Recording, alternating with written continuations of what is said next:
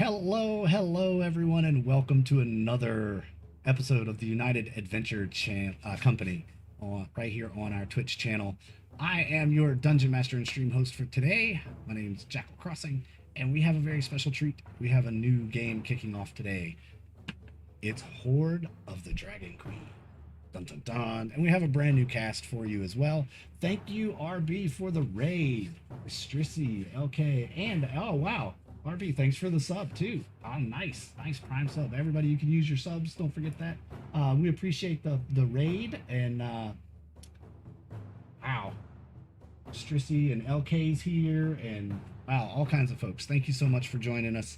This is session 0, so there's not going to be like a ton of combat and stuff. This is all going to be getting to know one another.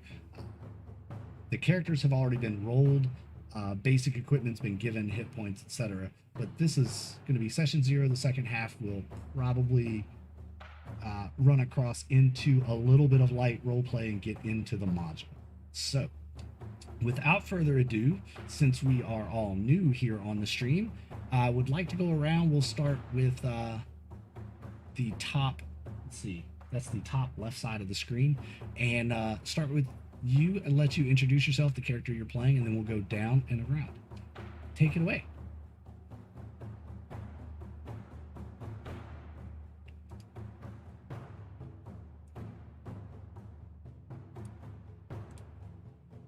Whoops, I broke the stream already. Look at that. Told you I would. Yeah, that's fastest stream break ever. Can't hear Shrike. Can you hear anybody else? We might be. Might be an OBS issue. Device not connected or not available. Aha. And let's try that again. Hi, everybody. We're going to throw it over there to the top left side of the screen. Take it away, Shrike.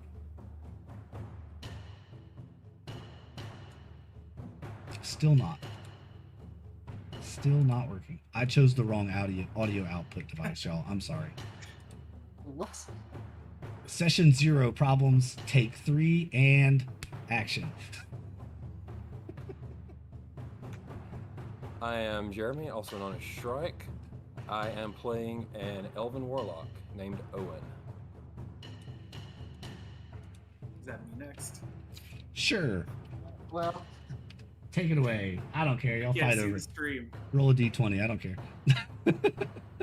My name is Lang, and I am playing Lockheed, an Asimar Paladin with a mission.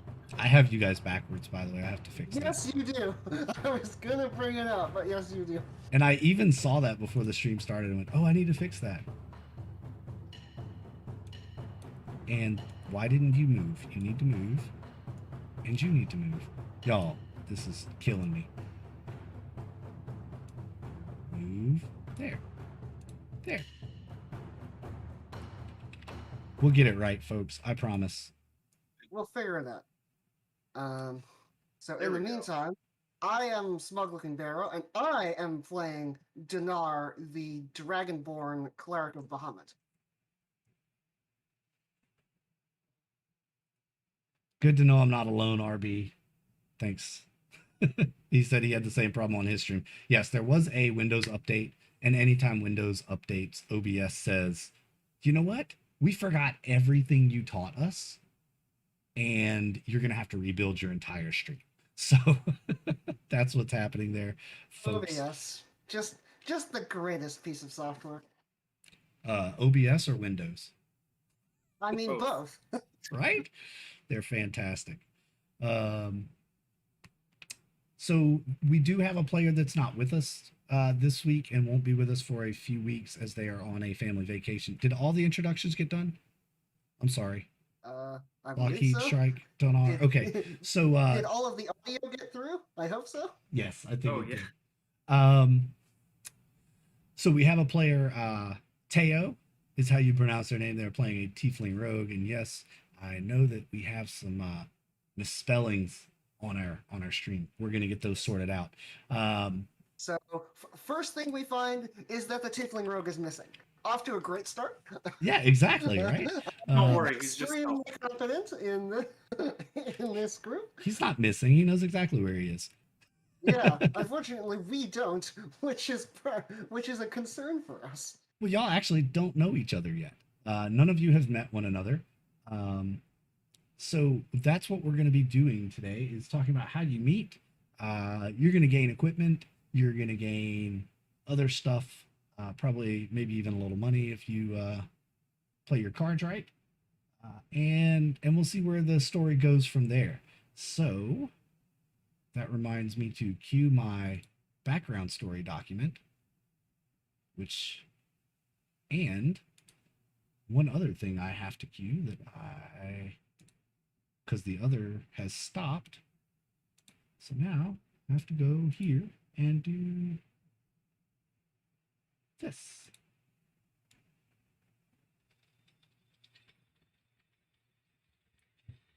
And that's not working right either because that's playing out of the wrong audio device on my computer.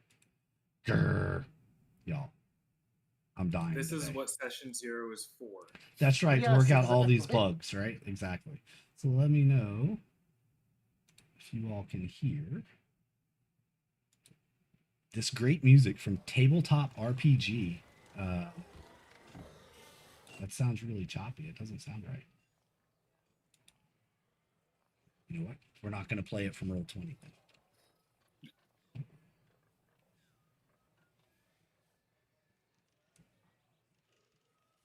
Why is it being weird? That's weird. I'm not going to play it from Roll20 then. I'm going to play it from my browser. And but we're using audio today from bensound.com and from Tabletop RPG. Make your way over there, check out all the free sounds, make sure you support them as well. They are not a paid sponsor of this channel. Just want to make that very clear. They are not a sponsor, but we love the work that they do. So we want to make sure you go over and check them out. If you need royalty-free music for your streams, it's a great place to go find it. And maybe now, can you all hear that out there, Chatland? Let me know if the music's too loud, too soft. Session 0 bugs. That's right. That's right. Pro streamers, No. LK says, and Jackal breaks. Whether Chat can hear it or not, I cannot hear it. Right. All right. That doesn't help. I can hear it just fine. Yeah, all these bugs were tested before we went live. And they're still buggy. So they worked beforehand, I promise. Oh, that's okay. That's okay. Cancel. Y'all, I tell you what, I'm really been looking forward to this game. And I bought this probably 3 years ago to run and just never got around to running it. So I'm glad that we are running it now. And thank you all for joining me on this journey. I hope that you enjoy yourselves. Thank you so much for running this. It's an honor being able to play on your stream. Oh, dude, I'm not anybody important. Not yet. We'll change that. That's probably kind of loud. Let me turn that audio down. Is it even coming through? It says it's playing. Y'all do see the thing up there, right? Tabletop audio. It says it's playing.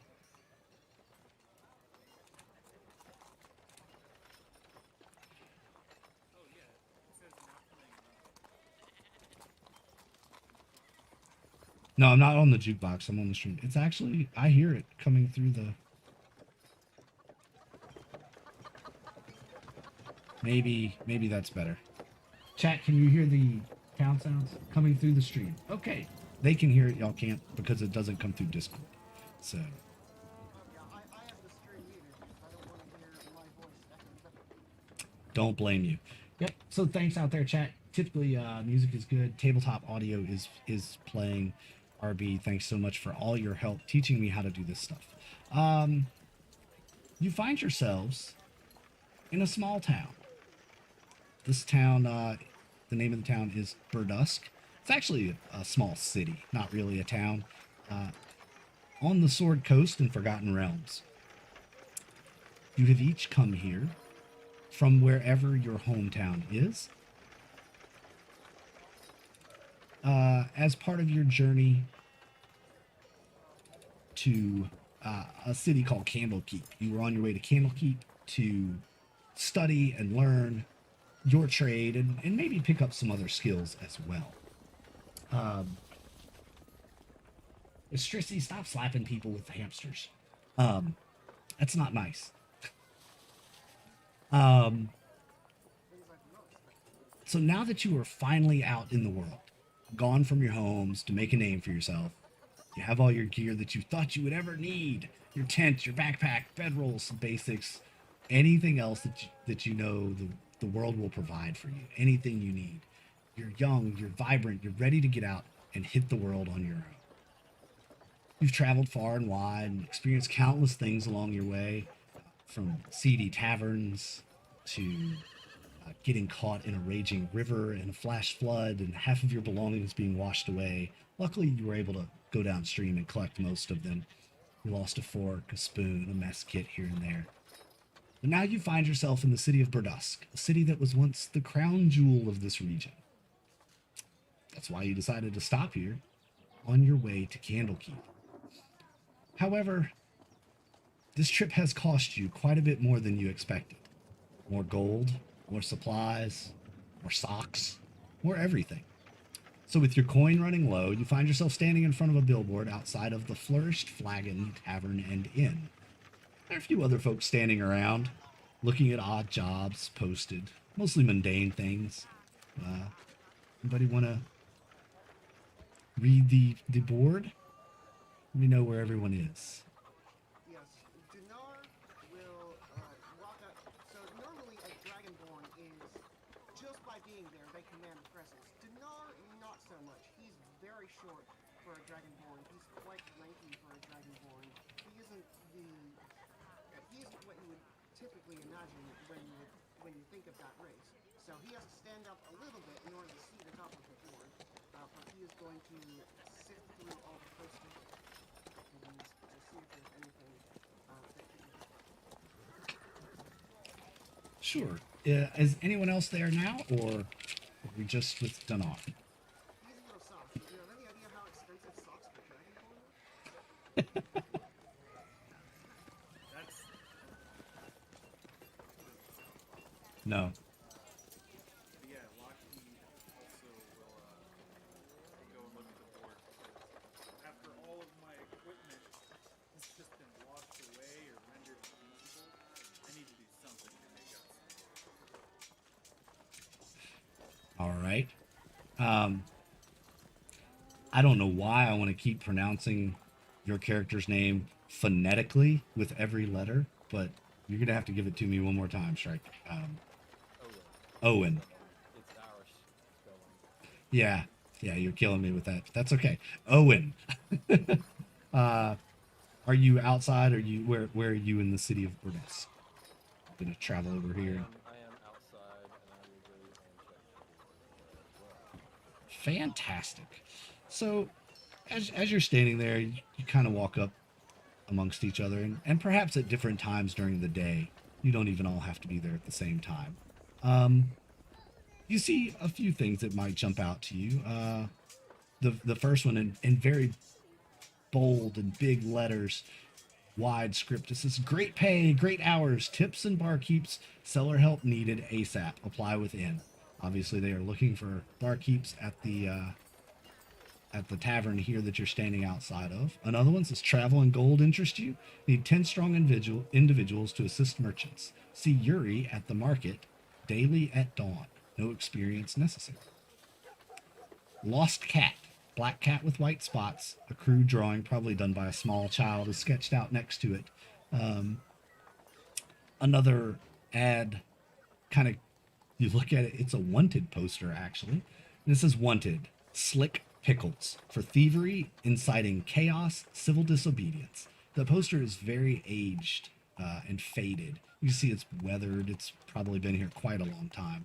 The reward is 1,000 gold pieces.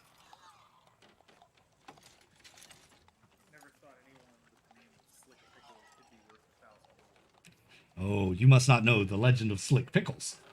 But that is a story for another day. Perhaps on an AMA later in the month. those are pretty much the ones that jump out at you. The other ones are, I need help cleaning my house, little things like that. Babysitter wanted. Let me see. Everybody roll a d6. I want to see what time. Now a 3 on my d6. Do you want me to roll one too? Yeah, everybody can roll. Everybody roll a d6. Yeah.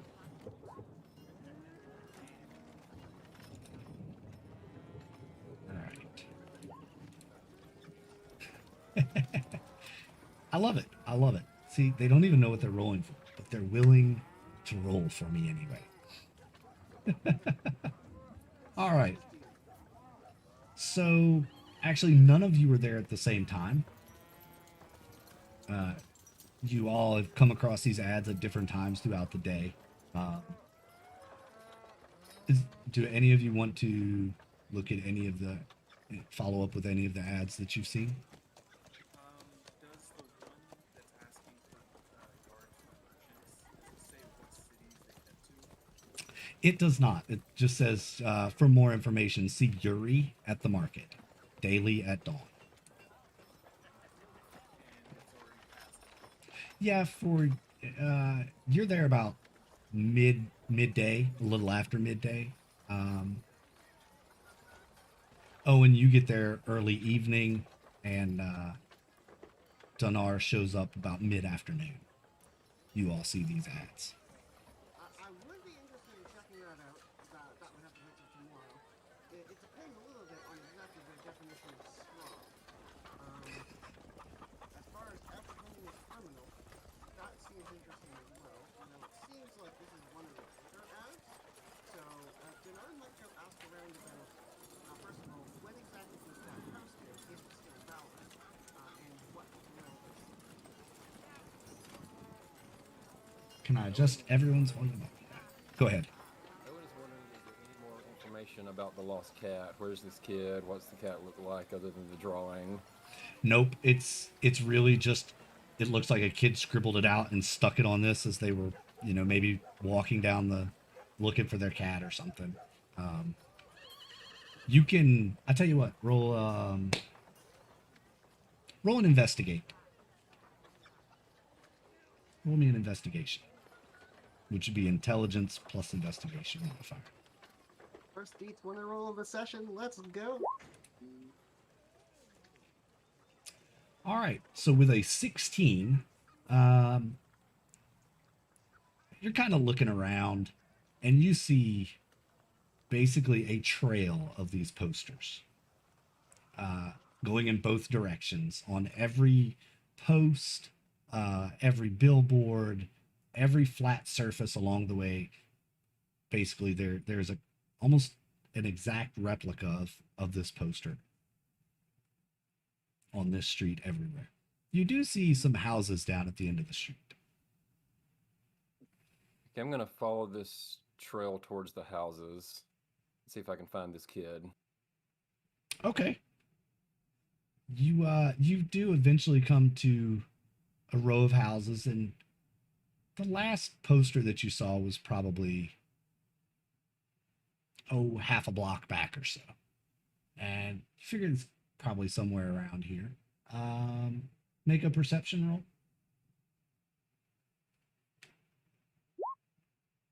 And you see, wow, nice. Nat 20. You see there's a kid sitting kind of on a stoop about 2 houses down from you. Their head in their hands. They're looking really sad. You notice that also on the stoop next to them is a little bowl. You would assume that's probably for cat food. All right, I'm gonna go up to the kid then and ask him about his cat. What does his cat look like? Where did you last see him? Okay. Oh, have you seen Mr. Whiskers? Oh, he's a black and white spotty cat. He's my best friend. And I lost him 2 days ago. he got out of the house and ran after something else, and we haven't seen him since. I'm so worried about him. Have you seen him? I have not seen him, but I will certainly keep my eye out for him. Oh, please, if you see him, kind sir, would you please bring him back to me? I don't have much, but I'll give you a reward. Nice. Gifted sub.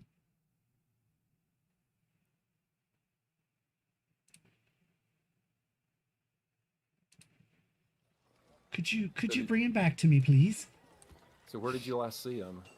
Well, he ran down the stairs right here, and then he ran off over that way, and he points kind of down the street towards where you came from.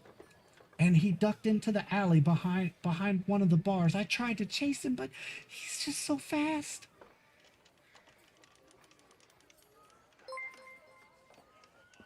I'll go look for him, and if I find him, I'll try to bring him back to you. Oh, I would be so grateful. My parents, they would probably give you a reward for it, too. He's making promises for things that he may or may not be able to uphold. So you're going to go search for the cat? I'm going to go search for the cat. All right. While you're searching for the cat, let's see what other folks are doing this afternoon. It is, what did I say? Lockheed. It is, what did I say, mid-afternoon for you? About that time. Yeah. So what are you doing this mid-afternoon? I would like to inquire about trailing along with the merchants, but I do know that since most of my equipment is out of commission, I'd like to look for some stores I might be able to go to replace some of those things. Oh, sure. So you're looking for like general store, that kind of I think thing? a weapon shop is the most important. Weapon shop. Absolutely, you can find the market district in Verdusk without any problem. In fact, it's pretty much centralized to the city. As the port comes in, the river comes into the city, and there's the port around the end of the river, and then the market outside of the harbor district. So yeah, you find yourself there, and you come across a weapon shop fairly easily. It's a smith outside hammering away. Forge is roaring. It's summertime, so it's already hot, and this dwarf is just pouring sweat and banging steel. He has his walk back up. to you. And instead of trying to get his attention from behind and interrupt his work, I will find a nearby chair or something I can lean up against that's in his view and wait for him to finish what he's currently doing. All right. So you're waiting, and in a few minutes, he puts his hammer down, and he turns away from the forge. And,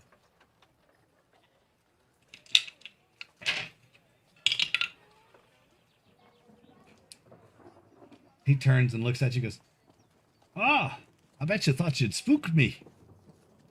And his beard is down to his knees. He's definitely an older dwarf. You can see that the ends of the hairs are singed. Still a little bit of smoke coming up from the forge. He's got bits of metal in his beard, and he's just soaking wet with sweat. He goes, "What can I do for you?" Well, I seem to have found myself in need of a new blade. I was wondering what you might have in shop. "Ah, what kind of blade do you fancy?" I Got prefer plenty. something light that I can wield with one hand. Leave my other free. "You're sure? Come on in. We'll take a look at my inventory." He leads the way into the storefront there, and when you walk in, there are, swords just on every wall, shields, pieces of armor. You see some of them are on plaques. However, like some of the weapons that he has are on plaques and hung way high in the store. So, as in a place of tribute, perhaps. And he says, "So we have several of those types of weapons. Do you prefer a straight blade or a curved blade?" I prefer straight. Straight blade. He pulls out a couple of different short swords. Nothing fancy. Pretty ordinary stuff. And he shows them to you. Different hilt designs. One of them Do you have has. anything Go ahead. a smidge longer? A smidge longer. So you would like a perhaps a long sword? That sounds about right. I mean, a long sword is longer than a short sword, right? Yeah, I would hope. He says, "Oh yeah, sure." And he pulls out a couple very basic long swords. He goes, these are my. He kind of looks at you. Nice. Shrike is now following the channel. It's great when the cast follows the channel. That's awesome. Means you're invested in what you do. He says, so is this kind of what you're looking for? And they're very basic, plain. The most detail and the most ornate thing on them is the way that he's wrapped the handle in almost like a very fine braided rope around the handle. But it's not rough. It's nice and smooth when you handle it. Actually gives it a little more grip. So how much are you looking for these blades? Just those ordinary blades there. Nothing too fancy. Well, they're serviceable. Well, thank you. They were trade-ins, believe it or not. A couple of folks come through here a few weeks back and traded in those, and there was nothing wrong with them, but they wanted something fancy. So, fancy they got. Can I inspect the weapon for any kind of infections or damages to them? Sure, give it a investigate roll. Are you proficient with smith's tools or anything? No. Okay, so yeah, just an investigate. If you were, you could have added your smith's tools. But...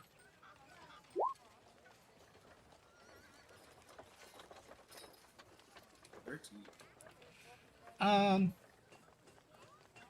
Through all of your experience, it looks like a decent blade. There don't seem to be any major imperfections. The blade looks pretty straight. It has been used in battle. And he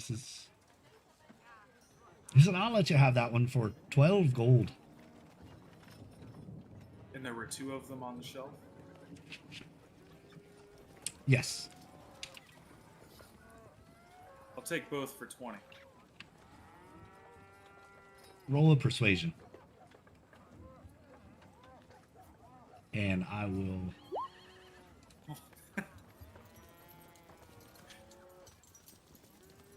Come on, I get +6. Hey, he might roll really badly. You never know.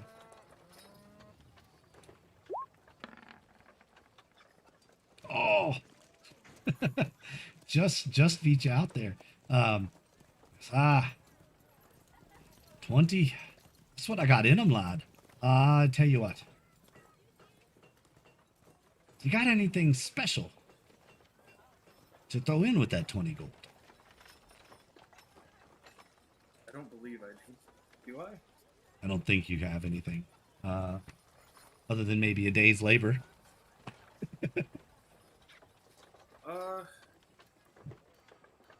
Actually, yeah, it sounds like something I might be able to work out. I don't have to do anything until the next morning, so if you need any help around the shop, I can spare a couple hours. Hey, I think I could use a hand. Just mind the front here for me while I go finish up that blade. If anybody comes in, there's a price list there, next to the cash drawer. Don't get any funny ideas now. I know exactly how much is in there. And roll an insight. I want you to roll insight on it. Lots of rolls for you. You are completely trusting of him. And have no reason to believe he would be telling you a story about knowing how much gold is in the cash box. While he's out in the front, I want to take a look at some of the weapons he has on Plex. Okay. While you're in the shop, looking at that, we will jump over to Dinar and see what Dinar is doing. Alright, so We kind of went Dinar backwards would in also- time. Dinar would also be interested in getting some new equipment, but he is also he definitely wants to inquire about the merchants, but seems like that has to wait till tomorrow. So he's going to ask. Did the poster mention anybody to ask about the slick pickle? No, it didn't. It did not. It didn't say who. It has a seal on it that you recognize as a symbol of Tyr, Okay. which obviously is the god of law. And so you would assume that the clerics of Tyr are the ones looking for him. Okay. Is there a temple of Tyr in this town? Yes, there is. All right. Dinar would check there first. All right, so you go to the temple. All right, and he would take the poster off the wall to bring it to them so that they know what he's on. Okay, absolutely, sure. So you head through the city, and you find yourself there at the Temple of Tyr, and there's a little page outside, a young person, and they look at you and say, "Oh, welcome to the Temple of Tyr," and they're dressed in all white robes, golden, like rope belt, sandals. They have fair hair. And say, "Can I help you?" Yes, indeed. So, Dinar pulls out this page and he says, I saw this on the notice board walking into town. It seemed to be some sort of wanted poster for apprehending a criminal. Could you give me information about this person? Or point me to somebody who could? They kind of look at it. Not familiar with that one. Let me go get one of the priests. And they run off and run into the temple. Come back a few minutes later. One of the priests comes out. Human. Kind of stout, portly kind of looking guy. And actually it's a woman priestess. There we go. That's the word, priestess. I can language, y'all. We all speak common here. That's right. And she looks at you and she says, "Good afternoon. I hear that you were inquiring about the reward for Mr. Slick Pickles." That is correct. Do you know when exactly was this issued? And what can you tell me about this individual? Well, as his name would suggest, Mr. Pickles is kind of slippery. He's escaped our reach for many years now. That particular poster is from about 7 years ago. The last time he was spotted here in this town, he did some things that, well, the poster says it all. We would much. When was the last time he was spotted in this town? Oh, that was about 7 years ago. That's when the posters came out. So, do you have reason to believe he's still here? Absolutely not. We No. heard that he went. We heard that he went to Waterdeep. And we've been searching for him there. But Waterdeep is such a large city. It's very very easy for people to hide there. But Okay, Gennaro going to pull out his map. Where is Waterdeep in relation to Candlekeep? Are they like opposite ends of where we're going? of the Sword Coast, yeah. Here, I tell you what. Okay. We'll pull up the Sword Coast map so everyone in Internet Land knows exactly where we're playing. We're playing on the Sword Coast. And I will jump us over to the cams and map overlay. Let's see if I break the stream again, y'all. No, it worked. Yay. Oh boy. Yes, it did work. Although it's pulling from the wrong window. Dadgummit. Oh well. It works enough. Oh, I know why too. So So, Waterdeep, I'm gonna ping the map, is here. You may have to zoom out on your map to see where I'm seeing it. Waterdeep is there. Whoops, too far. Sorry there, folks. Candlekeep is, sorry, there. And Burdusk is over here. okay. So So, Much further away. it's much further away and out of your way of going to Candlekeep. And judging by your map, it looks like the best way to get to Candlekeep is going to be going through Greenest and then taking the road around that way. And so you don't have to cut through the wood of sharp teeth.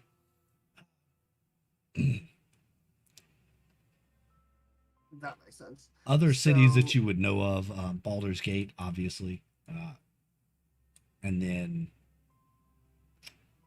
the realm of Icewind Dale is way far to the north here on the Sword Coast. You would also know of Neverwinter is a coastal city. So there you go. Okay.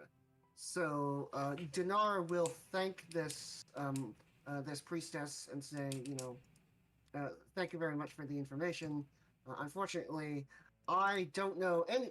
I do not know my way around Waterdeep, and I've never been there, and it would take me quite a while to get there. So I'm probably going to put this poster back up on the board for somebody who is more qualified. Very well. Very well. Should you ever hear anything about Mr. Slick Pickles, please be sure to let the nearest Temple of Tyr know his location or his last known whereabouts. Any information will result in the capture of him shall be rewarded. We will find you. You have yourself a nice day, and I shall hopefully speak to you later. And at that, Dinar is going to go back to the signpost where he the job posting where he originally found the wanted poster and pin it back up there, since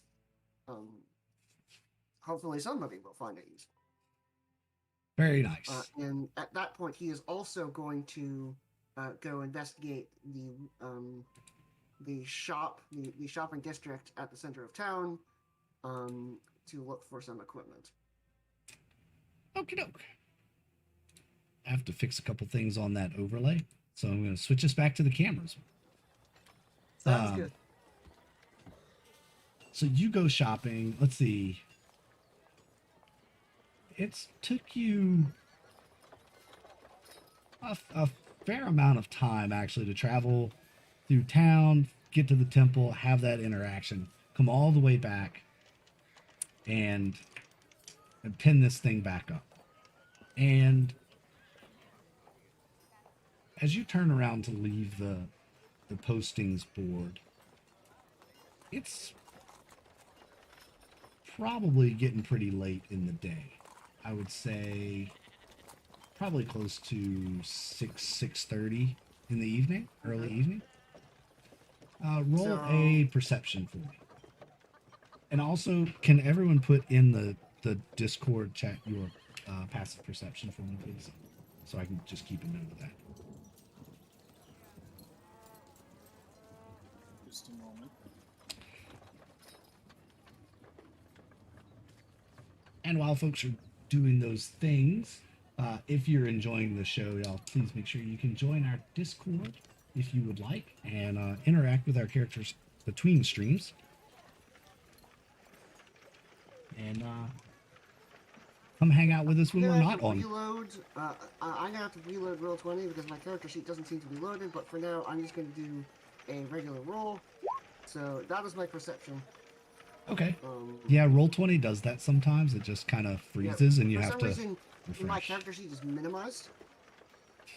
And I'm not sure why. That happens. It's roll 20, everyone. Where's Roll those channel 20. points for roll 20 strikes again? We need that. We need that.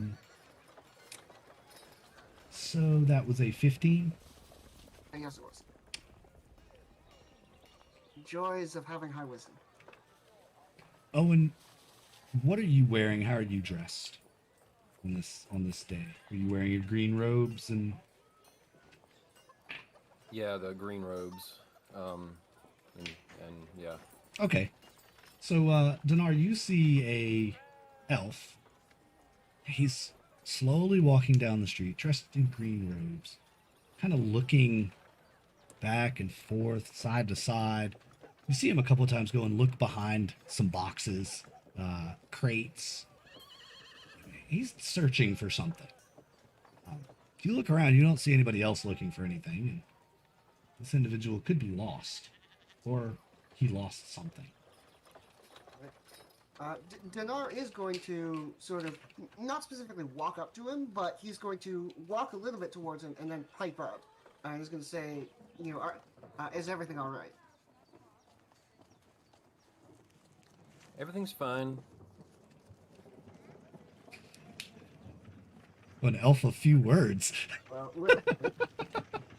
with words spoken with such conviction, Dinar will lose interest in this and basically say, all right, well, it seems like this person knows what he's doing, and me, as somebody who's never been to this town before, probably couldn't help them out any more than they could help themselves. So, he is going to see if he can get to the market before they close.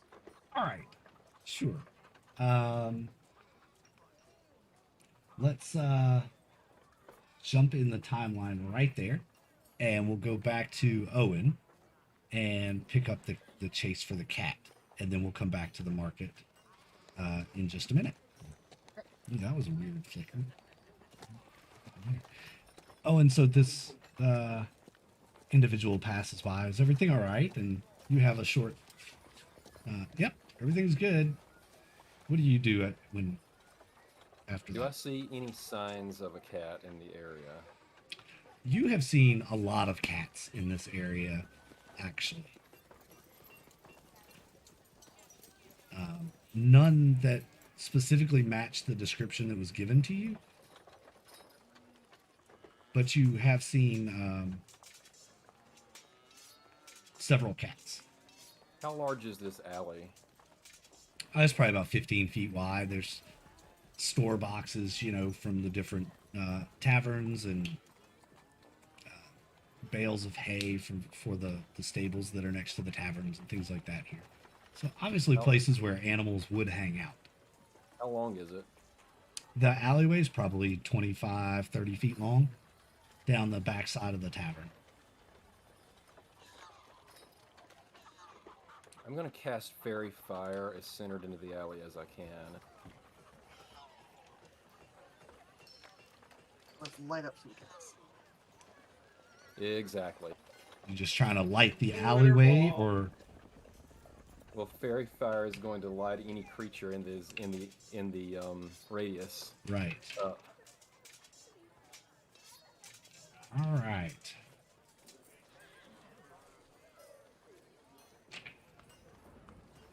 I'm trying out my new Kraken dice, y'all.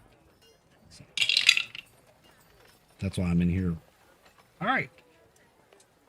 Roll a percentile, and then we'll go from there. So D100.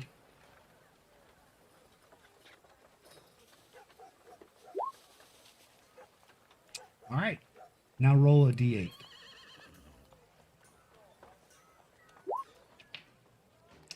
All right. You see 3 creatures lit up down kind of at the end of the alley behind some boxes. Okay, I'm going to try to approach them slowly, and see if they're what I'm looking for.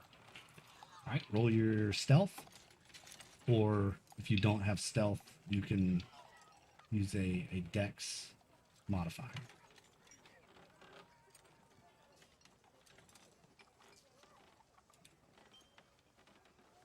So it'd Be 1d20 plus my dex modifier. Correct.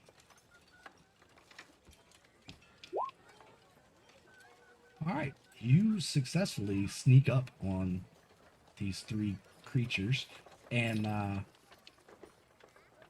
you see that there are two cats and one rat.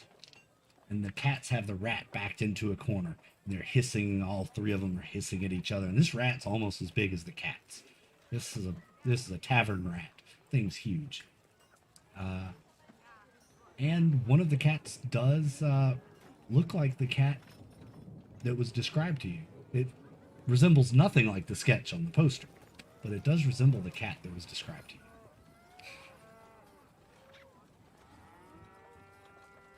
Okay, I will. How are the cats looking against the rat? Has the rat got the upper hand, or the cats?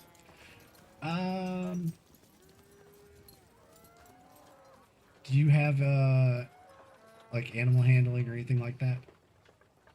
Have nature. Okay, make a nature check. That'll take it. 11. It looks like it's a stalemate. Really can't tell who's gonna win out on this one. But you do know that rat looks like it has rabies. It's got some foam around its mouth. It's got splotches of hair falling off of it. It's looking kind of ugly. All right, I'm going to cast Eldritch Blast on the rat. All right, Eldritch Blast on the rat. Our first Eldritch Blast of the campaign, everybody. Let's do. Get used to that one, folks. Oh, that's It's a me. pretty good spell, I hear. It's very useful. It's forceful. Ah, I see what you did there. It is forceful. All right, so go ahead and click on your Eldritch Blast on your character sheet, and it should do everything it's supposed to do. And yes, that is going to do the thing. And now if you click where it says Eldritch Blast, it will do the damage.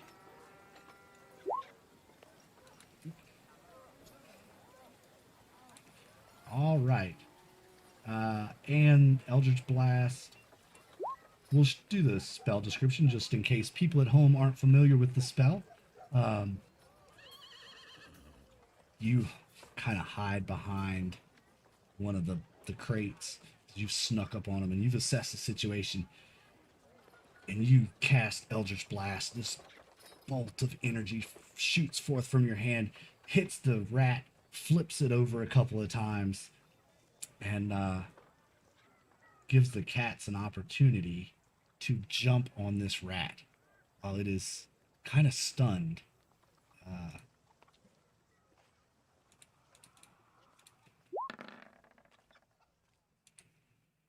I didn't mean to roll them together, but 10 and 11, they're not supposed to combine. The cats jump on the rat, kind of bumping into each other and hiss, and they start going at this rat. And you know from your nature roll that if they draw blood and they ingest this blood on this rat and it has rabies, that the cats are going to have rabies too. So go ahead and do what you're going to do.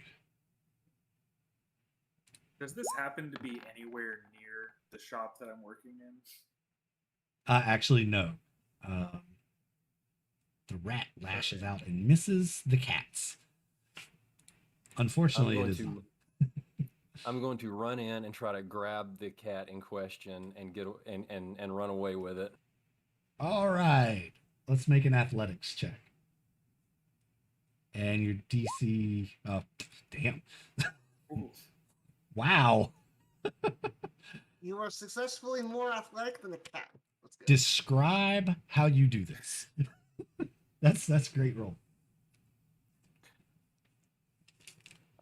After the rat takes its swing or its bite at the cat, I run in from behind the cat, grab the cat, roll away, and just dash away as fast as I can. All right. You're running away. You have the cat. It is unhappy. It is doing the cat thing where it's trying to claw everything, you know? And Denard, you see the same green-robed individual come running past you with a howling cat as you're on your way to the market, and he's running towards a row of houses. Are you like holding it by the scruff of the neck? How are you doing this? Yeah, I've got it scruffed. So you've got it by the scruff of the neck, and he's runs past you, and this cat is howling, trying to scratch him, and No, it's just gonna shrug. It's like, yeah, this person said that they knew what they were doing. It's got a cat. All right. all right. It's like, And a little while later, you make it on up. Just towards the end of the day, Lockheed, the smith comes over, thanks you for Oh, your. I wanted to do stuff before. Oh, during okay. the time that I was working there. We'll come back to the cat exchange in a minute. So, okay. So as the day progresses, there aren't really any customers that come in. So you were investigating the I plaques on the want to wall. look- yes, I want to look and see if any of the fancy swords are long swords. Yeah, definitely. There's two or three of them up on the wall that meet the criteria for longsword. There are some that are even larger than longswords. I want to find one that is like a similar size to the ones that are on the counter, either one, and see if maybe I can tell if one of them is like a higher quality or anything like that. All right. Let's see. Roll and investigate first, because you don't have a detect magic or anything yet. So, right? No. Not yet. Yeah, not yet. Okay, I didn't think so. Um, I'm from never gonna roll good on investigation. your they look about the same. Hey, thank you. Thanks for that. Appreciate that. Um, Fable 42, awesome. Thank you so much. Welcome to the stream. Love you guys and appreciate y'all being here with us. Man, it's great to see you. My chat is closed because I was looking at rolls. I'm guessing that's probably the host of Fable 42 coming to join us. Appreciate you being here, man. We are just starting the Hoard of the Dragon Queen, session 0. So, to your untrained eye, they look very similar. They're very similar. They're obviously crafted by this smith for sure. But they're set apart and look like, at least better. Whether or not they actually function differently. You can't really tell. I mean, they looks like it might be a little bit better quality of metal. It's got a little different weight to it, the handle on yours is worn a lot more than the handle on this one. You can see little things like that. While he's out there, at first I want to see, are there any piece wrappings in there for, like when you have the weapon in town, you want to wrap them up in the little special yeah, absolutely. Yeah, you could definitely find some stuff to piece bond the weapon. I want to switch the blades from one of the hanging ones with one of the ones that's on the counter, and piece bond the ones that are on the counter that I was going to purchase. All right.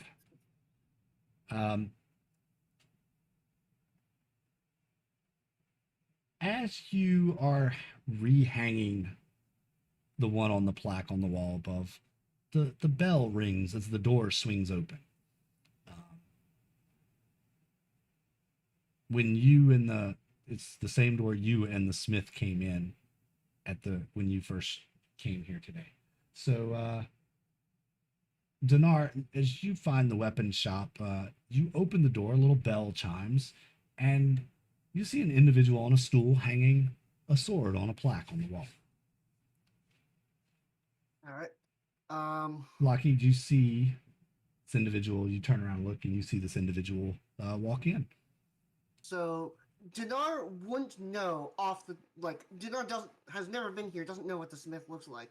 So seeing this person in the store, he's going to assume that they are the smith, unless they immediately like start to freak out or something. Um, when I walk in. Okay. So, Welcome. What can I do for you? Lockheed says. He kind of wanders back over to the desk and starts messing with the swords that were already there. All right. Kind of looks intently and sees what those is. So I'm planning to embark on a journey. In order to do that, I probably need some equipment. The thing I'm looking for specifically is a shield. Now, uh, looking around, you've got some great, heavy metal variety, but I'm looking for something lighter. Obviously, light and strong metal is quite expensive, but I'm wondering if you have like something wooden with iron bands, or generally something that I could wield easily that would still stop a sword if it were swung in my direction. Uh, he said that there was a price sheet side. Yes. Yeah. And you've spent enough time in here. You've seen all the shields, and there's a couple that meet that description. Okay. So, are you looking more for a buckler or something a little bit larger and more sturdy? I definitely don't plan to parry or anything with the shield, but definitely buckler variety. Definitely wooden. Yeah, wood would be ideal, unless you have like light, strong, and cheap metal, which I don't. Do I see any shields that match a Oops. similar description? Yeah, there's some wooden shields with iron banding. Some of them have rounded centerpieces. I forget the exact name for those shields. There are some uh, metal shields, but they're like a full knight shield, you know. Um, I pull one of the ones that has iron banding on it, and I hand it to what was your name again? Dinar, Dinar. though. I hand it to him and ask, "Is this about what you're looking for? Something light?" Dinar is going to take it in both of his hands and sort of like feel how heavy it is. He's going to try and strap it to his arm, and see if he can like still move the arm relatively easily while the shield is attached to it. yeah, And shouldn't assuming be it hard. meets both of those specifications, he is going to say, "Yes, this is what I'm looking." Yeah, you're able to, kind of manipulate the shield around a little bit, and it's a little cumbersome, but you kind of chalk that up to being not having had a shield before, and it's just something you're going to have to get used to. Yeah. Just for the people watching on the stream, Dinar has a strength of 6, so Oh he is. man! He's not going to be a dragonborn wearing full plate armor. He's looking for something a little bit lighter. Yep.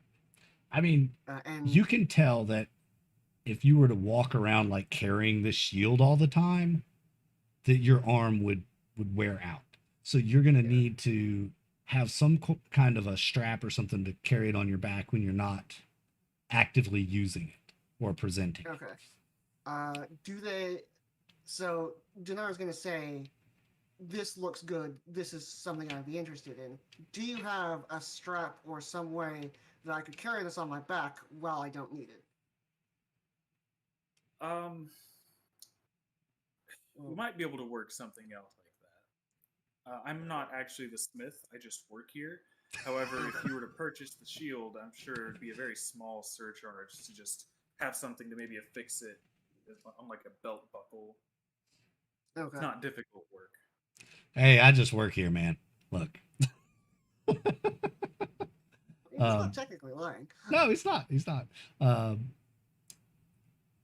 yeah. So the price for the shield is 10 gold pieces plus the probably 2 gold to fashion a strap with a buckle that you could easily undo and flip around. Catch All it. right. Well, Dinar is going to say that sounds reasonable to me, and he's going to pay that much. All right. I'll take the money and set it aside, not put it like the register, and mark off that this is for this shield and this buckler and whatnot. Okay. And I'll tell you to go ahead and go outside and find the smith to actually do the work on your clothes and stuff. Okay. So Dinar is going to do that. He's going to, assuming the smith is working, he's again going to wait until he's finished, and then try and get his attention. Sure. Actually, when you step back outside, you see the smith is banking the coals and up in the forge and against his anvil to keep them nice and hot overnight. He wipes the sweat from his brow and he turns, starts walking towards the door. He sees you. He goes, "Ah, I see you've picked a fancy little shield there, eh, lad?" Yeah. My understanding is that if someone swings a sword at you, this is something important to have. So figured I should get one. And he looks at you and goes, "For you, it's absolutely something you should have. Not sure that that's the best one for you, but if you like it, then she's yours. Did you need anything extra with it?" Well, I do, but I'm also interested in what you mean by that. Well, you clearly know your way around this kind of equipment. Well, I've been doing it my whole life. That one might get a little heavy on you after a while. It's Do you have something lighter? I don't at this time, but I'm always trading and looking for items. So check in with me. I may find something. I'll keep it around for you. You're gonna be here a while. No, and that's the issue. I'm planning to leave relatively soon. Not talking not talking at dusk, but in a couple of days. Well, check with me before you leave town, and Okay. I've got a couple sources. What'd you give for that, by the way? Well, So yeah, well, he's gonna say I spent 12 gold on it, 10 for the shield, and 2 for your time to fashion a buckle to attach it to my clothes, since I definitely know that I don't want to be holding this all the time. You're a smart one. Yeah, I can have it whipped up for you tomorrow. Just swing by mid-morning. I'll have her done for you. Thank you very much. Alrighty. While they were having that conversation, I definitely make sure to finish wrapping up the swords. Okay. You wrap up the swords. So you've completely wrapped them. They're not nothing's visible on them at all. Wrapped. I've got rope tightly bound to them, you're not using them in town. Right, got you. So the smith he bids you farewell, Donar, and Actually, unless you had before anything can I else. ask, can I get your name? Oh, my name. Hey. Yes. Around here The they names of people you work with. Aye, it is. Let me pull that up. I do have a smith's name for him. I just have to pull up my document. Hang on just a second. You caught me off guard. I didn't have my notes up. No worries. Bad His DM. name is Jeff. Hey, I tell you what. Spend those channel points. Name the NPC. All right, let's go. Out Name there. the NPC. Somebody in chat name the smith. Let's give him a good name. I think we have some channel point rewards out there for you. I have 9,000 channel points. I should probably use them. I know this is your channel. Can you redeem anything in your channel? I don't think I can. Actually, I think Diamond is the one that set those up early. There it is. So LK is going to name the NPC Simon Blackman. They call me Simon. All right, well, better make a note of it's that. good to know what name I should refer somebody to if they're looking for quality equipment. So Dinar will wave, and then, considering it's about to be dark, he will thank the smith and go find somewhere to sleep. All right. So you turn and the smith bids you farewell and says he'll see you tomorrow. He steps in. Lockheed, you hear the bell on the door ring again. He comes in and kind of locks the door. He flips the sign, says close, see you in the morning. And he says, oh, so you got them all wrapped up and ready to go, eh? Wow, I changed Yeah, accents there, didn't I? I don't want people getting the wrong If I paid idea attention with to it, someone, we wouldn't have noticed. someone like me walking around with two huge swords, you know? Aye, they don't like you walking around with blades unbound. Not in his city. So yeah, good plan. And So I offer up the 20 gold and ask I would know the price for the piece wrappings, and I just throw that in. yep, okay. So all in all, you're out 22 gold. You go ahead and mark that down. And he says, well, I appreciate you watched minding the shop for me. It made me a sale. I didn't have to stop my project, and here I go. Says, come on back if you need anything else. Here every day. You have yourself a great night. He takes his swords and waddles out. On your way out, roll a deception. As you're picking these up, and you're getting ready to go, and you tell him have a good night. Damn. All right, you make it out the door when he does not suspect a thing. I was really hoping you would. I rolled low. Oh, it was almost terrible. All right, you make it out the door, and you actually see Dinar, the guy you just sold the shield to. He's walking down the street, and he's, got his shield. He's like holding it up and looking at it, walking down the street, kind of the same direction you're going. So hey, Lockheed calls out to try to get his attention. What do you exactly need that shield for? Heading anywhere? My plan was to head to Candlekeep, but I've been looking to make a little bit of coin on the way. On the notice board, there was a request for somebody to escort merchants, and I figured if I wanted to be seriously considered for that, I should probably look like somebody who knows what they're doing. Look the part. Whether I am actually somebody who knows what they're doing.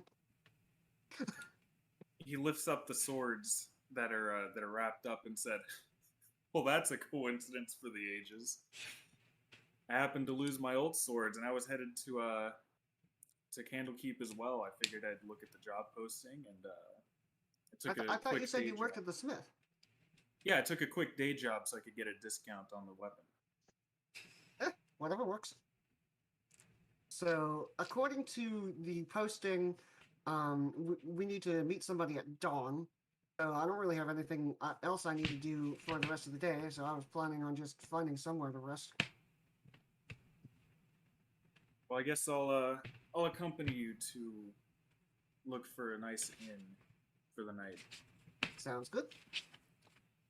So presumably there are some inns around. Yep. Let's go back to the cat encounter. All right, let's. Thanks, guys. Great.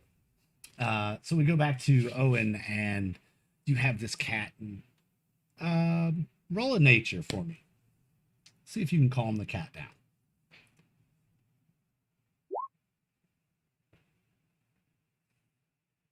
Yeah. After a couple of minutes, you stop running. You get far enough away, and you stop running, and you cradle the cat, and you start to kind of to pet it a little bit, and it starts calming down. And eventually, about halfway to the house, you've got this thing pretty much just laying there, and you're just petting the cat as you walk down the street. Some people look at you oddly, but no one really says anything to you.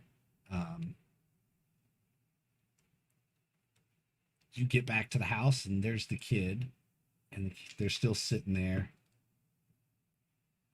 They look up. Wow, cracking dice, nat 20.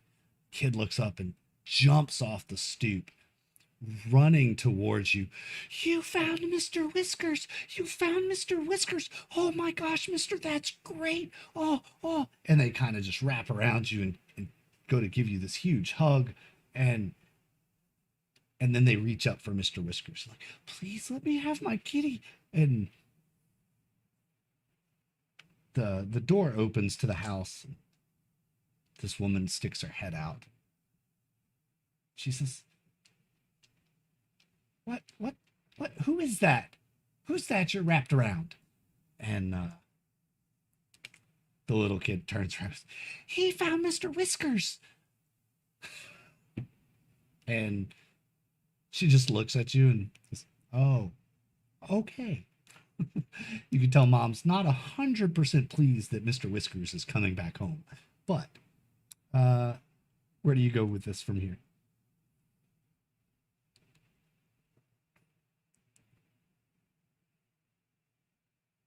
Oh, he's muted. Oh, everybody take a shot. Strike's muted.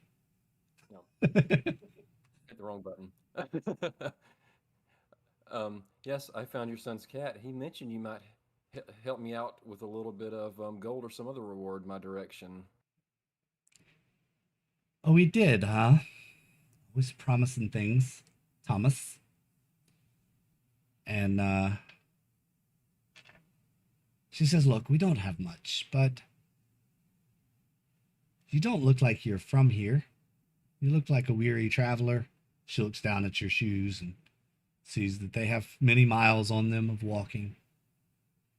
She says, I can cook you a meal and give you a place to rest. I may have some spare gold or a trinket here or there I could reward you with if you'd prefer that. We're not people of much, but it's the least I can do to bring joy back to Tommy. Your first What thought kind is, of wait, trinket? I thought this cat's name was Mr. Whiskers. What kind of trinket do you have?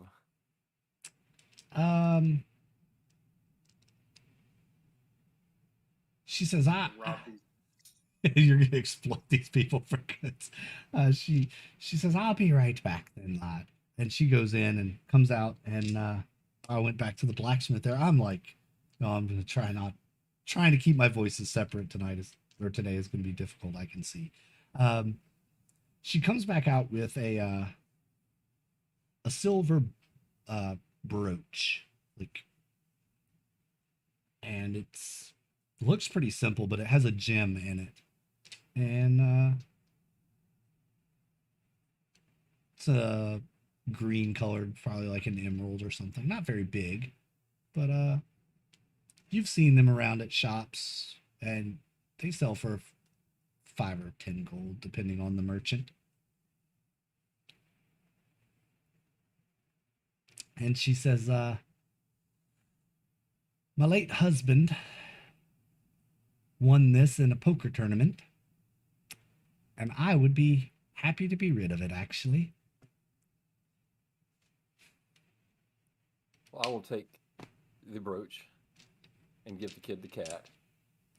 All right. The kid gets the cat and runs off, and the mom looks at you and goes, I gotta feed that thing again. She says, but thank you anyway, and be blessed, sir. And as she turns, roll a perception.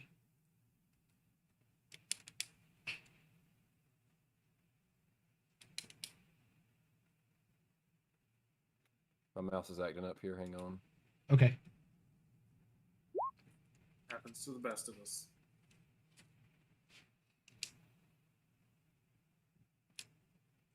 You think you see something like under her hair as she turns, her hair lifts, and you think you see just a little glow of something under her hair. It looks almost like the fading glow of your fairy fire spell. And then as she walks away, you catch the sweet aroma of flowers on the breeze.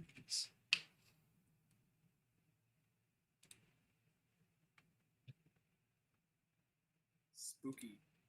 Right? All right. What do you do from there?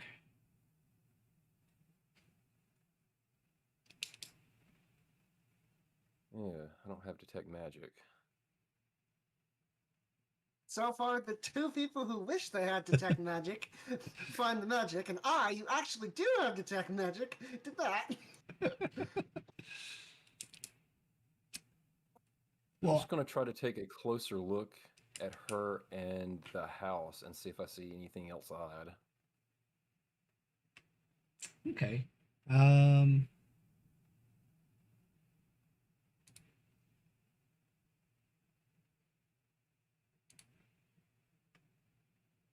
Let me look at something real quick.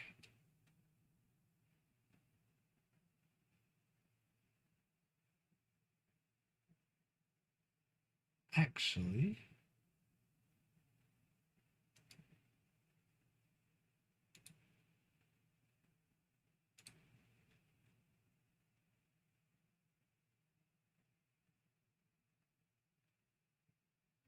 no, that wouldn't do what I was thinking it would do. Never mind.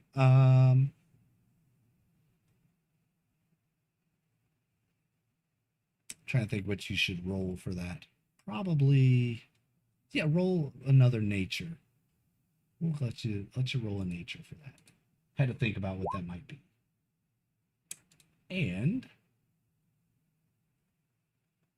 oh, there it is. Oh, you rolled another 11. Okay. Not The really. curse of 11. Double ones. You don't really see anything out of the ordinary. The house looks the same as the other houses. Um, that was the only unusual thing that you saw. It was familiar feeling though, if you understand what I mean. I'm gonna file that one in my mind and stew over that one tonight probably. Okay. No, he actually rolled another 11 just out there for nature. Yeah. All right. As you turn to walk away, you see two individuals walking that don't appear that they would typically be friends. Um, looks like maybe a dragonborn and another fella, Lockheed looks like a cloaked human. like a cloaked human. Yeah. And knowing the rumors that you know, I think it's you that knows the rumors. Let's look at that real quick and make sure I'm right. Yes. I don't know rumors. Knowing the so- rumors that you know, you think it's strange that a human would be walking so close to a dragonborn. Um, you find this odd, but interesting.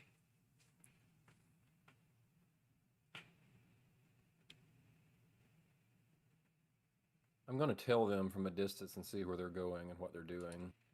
Okay. This will be an opposed skill check between the three of you. So Alright. you guys are gonna Lockheed and Donar roll your perceptions, and Owen roll a stealth or deception. Well, I rolled an old. Didn't roll that well, but I have a decent perception. Oh boy, How did I roll deception that bad with a +6? that's pretty bad. Dice are hard. Dice are very hard. They are. The dice are being mean tonight, y'all. So I actually have a response to this. yep. Go ahead. So I noticed that we're being followed, but instead of turning around to say anything, I lean over and kind of give a friendly bump over to the dragonborn. And I say, hey, don't look, but someone's tailing us. Follow me really quick. And Where do you plan to go? I make us turn down an alleyway and pull out one of the swords. It's still wrapped, but I'm going to be able to hold it. And wait just around the corner. And All stand right. very silent. So as you duck off into the shadows, the two of you, I don't think either of you are rogue class to have hide in shadows. But I am proficient in stealth. roll your stealths if you have them. If not, it'll be a d20 plus dex. I'm not proficient in stealth, but I try my hardest. Nope, never mind. You think you are hiding. You are trying to hide. Yes, And then exactly. and then Owen, as you approach this alley, go ahead and make your you were watching them make a perception. Let you do it with perception. A 10. You see the dragonborn. A flash of light glints off the iron banding on his shield where it was polished from a recent hit and catches your eye. You turn and see him, and he realizes that you see him. What do? He's just kind of trying to duck behind a crate right as the Do I late recognize him from before when he asked me if I Yes. needed any help? Yes, you do.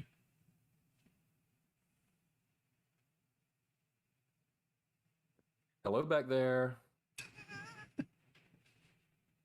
Dinar, you hear the voice that you spoke to earlier say, "Hello back there." All right. Denara is going to respond with, "Oh, it's the cat guy," and then he's going to poke his head and it's like, "Oh, hey." Lockheed kind of looks over like, you know this guy? I saw him a couple hours ago running with a cat. It was quite humorous. But I asked him if he needed any help, and he said, "No, I'm fine." So I assumed he knew what he was doing, running with his cat. It's the cat guy. Yeah, the cat guy. I mean, I'm sure he has a name, but the only thing I know about him is that he was running with a cat. Hence, That's right. cat guy. Well, to be fair, you're shield guy to me, so. Yes.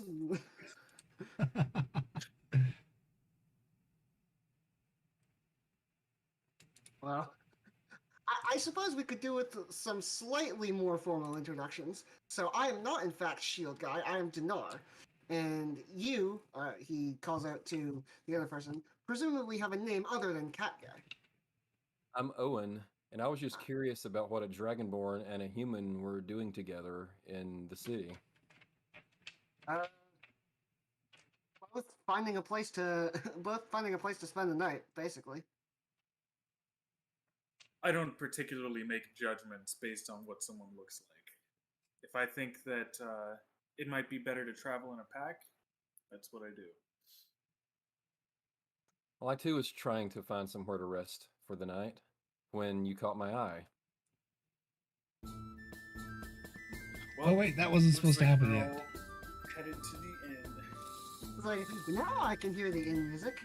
Nope, Yeah, that wasn't supposed to happen yet. Sorry. Whoops. Whoops. where'd the bard go? That's another whoops for me. I don't think stream could hear that though. Maybe they could. I don't know. Lockheed, do you step out of the shadows? Yeah, I've already been talking now, so I can Okay. peek my head out and put the sword back. Disembodied voice talking from the shadows. Yeah, looking for an inn.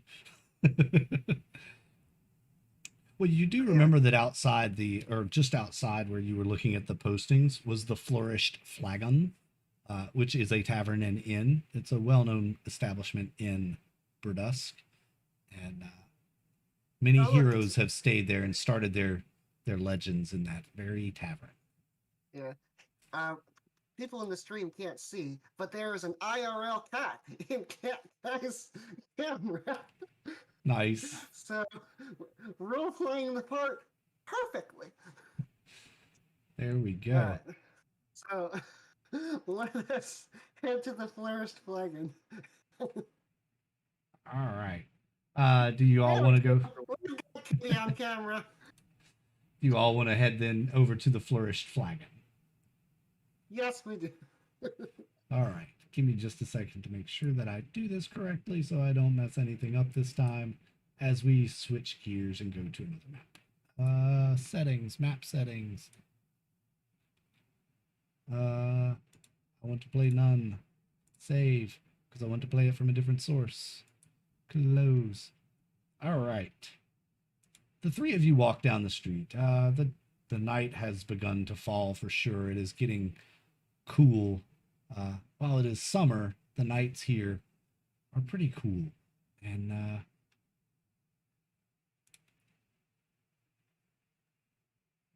let me make sure I got the right source for my map. I think I do.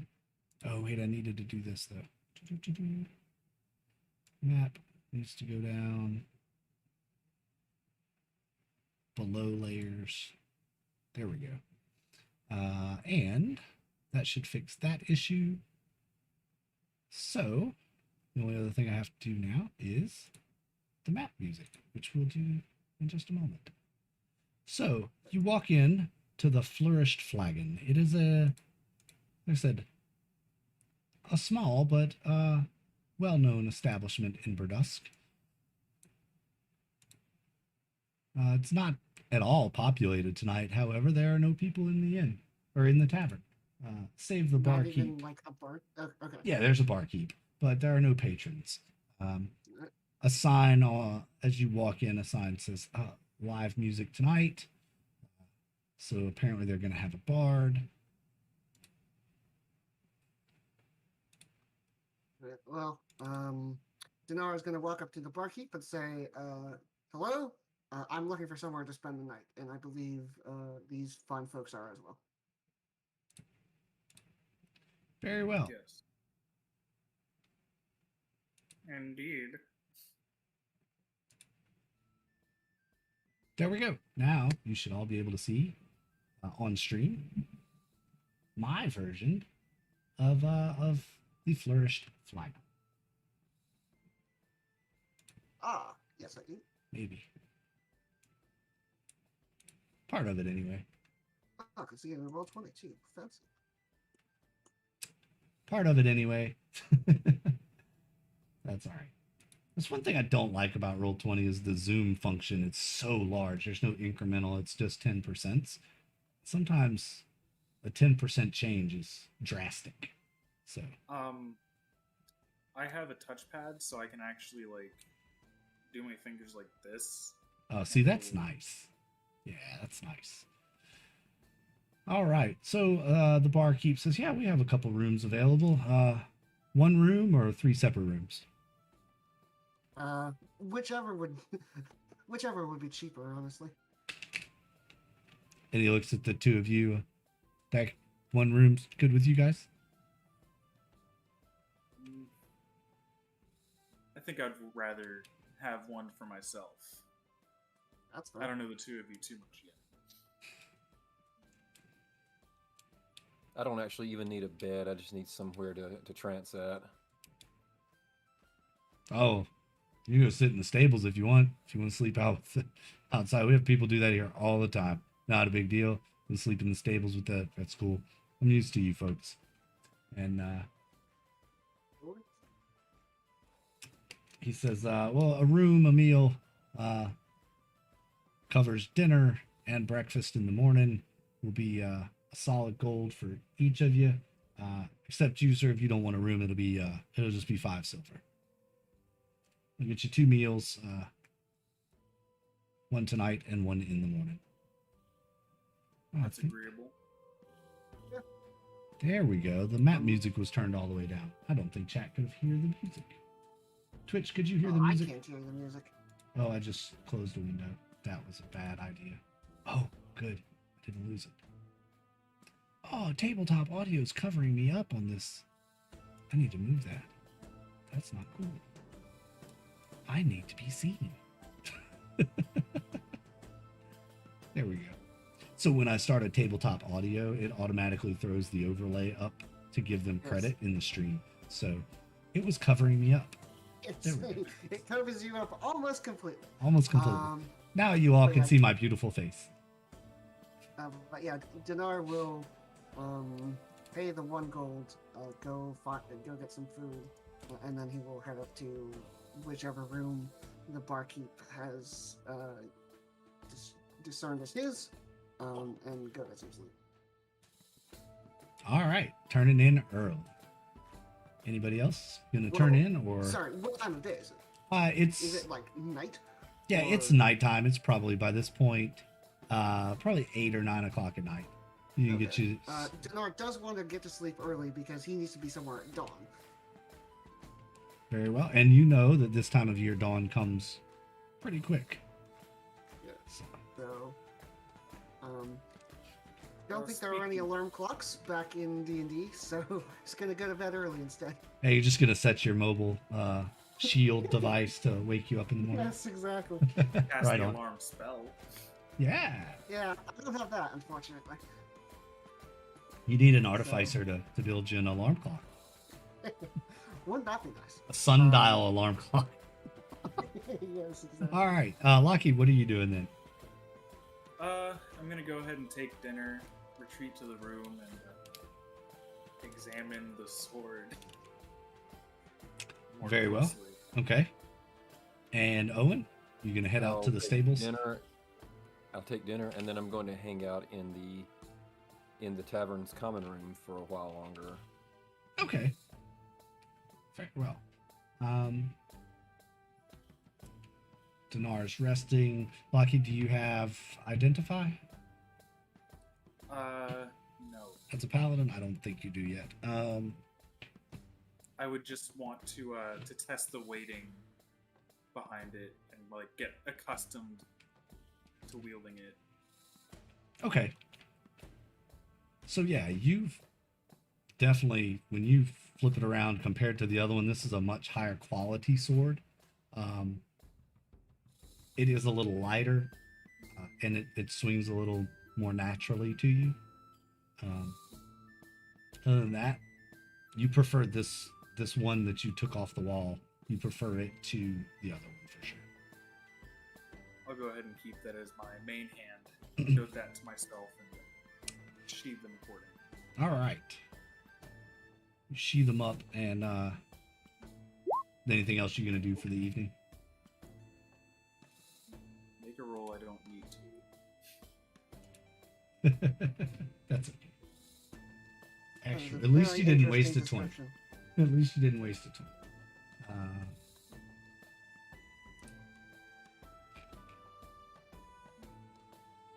There's something wrong with that. Oh, I know what that is. That's your lay on hands, isn't it? No, it was a blank one. Like there was Yeah. nothing. Oh, okay. Yeah. My guess would be it just bugs out a little bit if you try and load a non-existent text file. Well, no, that's a weapon attack. It's a blank spot. It's not attached to any macros, so Yeah. it doesn't know what to look for. All right. Anything else then? That's all you're gonna do for the evening?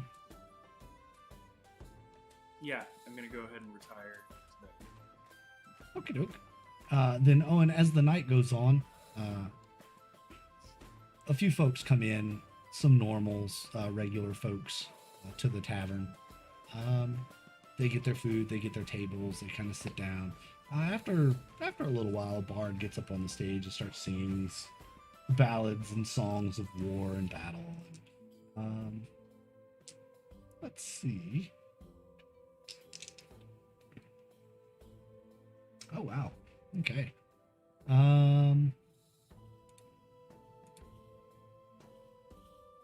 The bard begins to sing a song. And you're not really paying much attention. It's been a couple hours, a couple ales in, kind of the same monotonous tone going over and over. And then you hear the name of your friend and mentor mentioned in a song. Onthar Froom. And he's singing about this battle that they witnessed, your friend, hero of your town, of your hometown, basically, and mentor, fighting this horrific beast and how he slayed the beast. And, it's just kind of inspiring to you for the night. So, do you have any reactions to that in the tavern?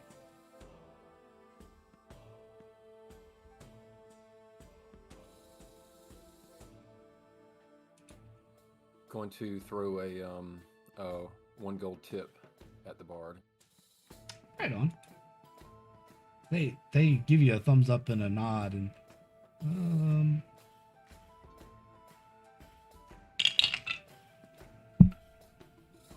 For a second, it looks like they might recognize you, but then they just turn away and start singing again. Keep singing off to the other side of the room.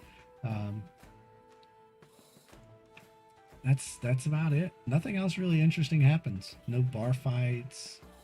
No interesting people.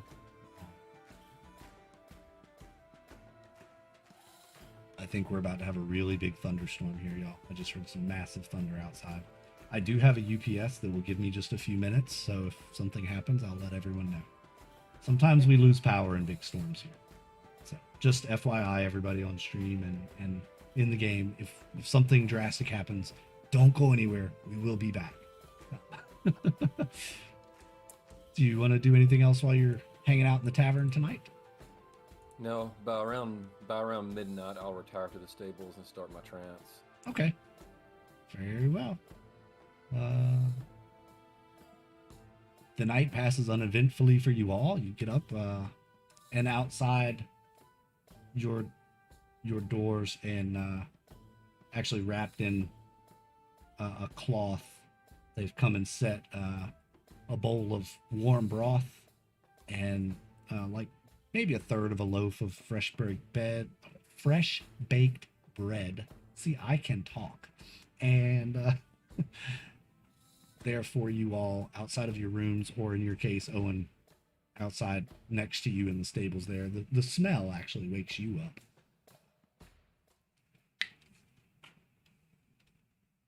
The smell, or not wakes you up, but kind of brings you back from your trance. Dinar will like look at the bread, dip it in the broth, and then put it into his mouth and swallow it in one bite. Nice. Like, just... And actually, yeah, it's pretty good. The same with much less description. And it's pretty good actually.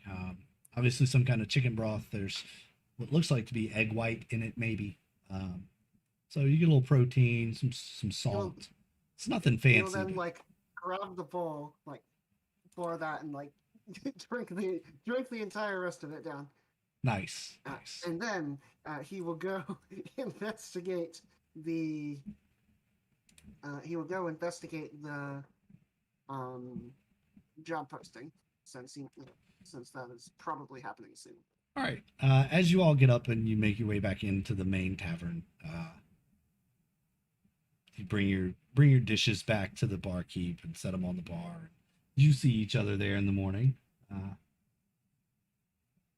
Any conversations? Anyone? Well, Dinar is going to say to the rest of the group, I believe we're all heading to the same place. Look at that job posting for the merchant. It might be better for all of our chances if we went as a group of 3. Because they're looking for... Yes. Sure, but really quick. Hey, barkeep. Hi. It's a different person today. Do you have any food that might be good on the road? Oh, yeah. Keep for a couple days? Yeah, we got some jerky and breads and stuff like that. Some. In fact, one of our chefs, he makes these little bars. There's fruit inside of them. And it's like a fruit jelly. And they're wrapped in almost a bread. And then he bakes them. And they keep for several days. They're really good, actually. And basically describing to you a Fig Newton type of thing. Let me restock my rations and get a couple loads of those. Yeah, that might be worth doing. Okay. Food. You can get, what do you think, 2 or 3 days? Is that what you're looking at getting? 2 or 3 days worth of rations? How long is the trip? You don't know. You don't know where you're going. Okay. Yeah, let's get 3 days now, and if it turns out this is like a 2-week trip, we can go back for more. Well, he looks and says, "Yeah, I got enough. I can give you each a couple days." And he says it'll be another 2 gold for the rations for each of you for that. These are really high quality. In fact, what I would like for you to do is you get 6 fig bars, but they will basically, yes, each, It will basically be the proper. It give you the properties of each good bar will be equivalent to one good berry. So if you're familiar with the druid's good berries, Yeah. um, Dinar is debating this because 2 gold is a lot for what did you say, 2 days worth of rations? mhm. Yeah. And like the Goodberry property is certainly nice, but Dinar is wondering if it would probably be better if he would just get some normal rations, because you also you have no idea how quickly these bars can disappear if a dragonborn is around.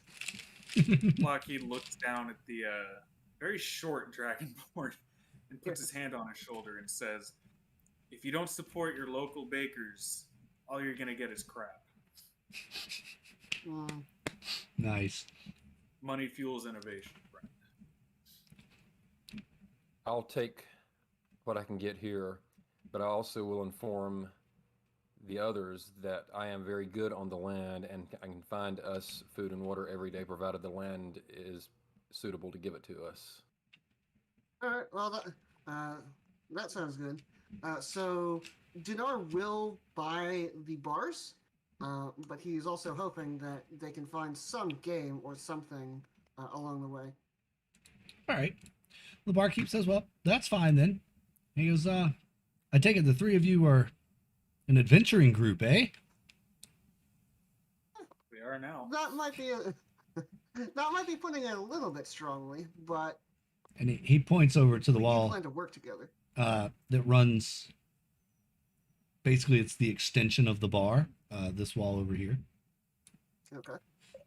and There better not be a mounted beholder. no, actually, it's a piece of the whole wall is covered in slate, and there are names. If you look at it, written down the wall, and some of the names are things like the Traveling Murphys. They're obviously adventuring group names. And he says, "Well, many groups have gotten their start right here. Add your name to the wall." So, if you all want to come up with a name for your adventuring group, by all means, you can tell that. Definitely like to do that, but is that something that could wait until next session? We can retcon it, sure. Okay. We can think about it offline, and We will carve a cool and clever name into the wall, which will be decided at a later date. we could also let the chat name your adventuring group. No, that's dangerous. Oh man. It'll be Adventurers Mick I mean, we McAdventured could, her Let, face. us do that, but allow if it's something really bad Well, to. yeah, it's like, Hey, welcome, can we say it's Kaz. going to cost you quite a few chat bits in order to name our group. Huzzah! Thank you for the raid, Kaz the DM. Wow, welcome. Hello. We're just Hello, getting everyone. started. Session 0 with Hoard of the Dragon Queen. So, thanks for the raid. Appreciate y'all coming out. We're getting a Kit Kaz raid. I love it. 10 million channel points for the bad puns. I love it. Oh man. So We're actually just now starting to look for a name for our adventuring group. If anyone has some suggestions. Yes, if anyone has suggestions for what to name our group, they will be greatly appreciated in the chat. hey, thanks for the follow. Appreciate you. For those.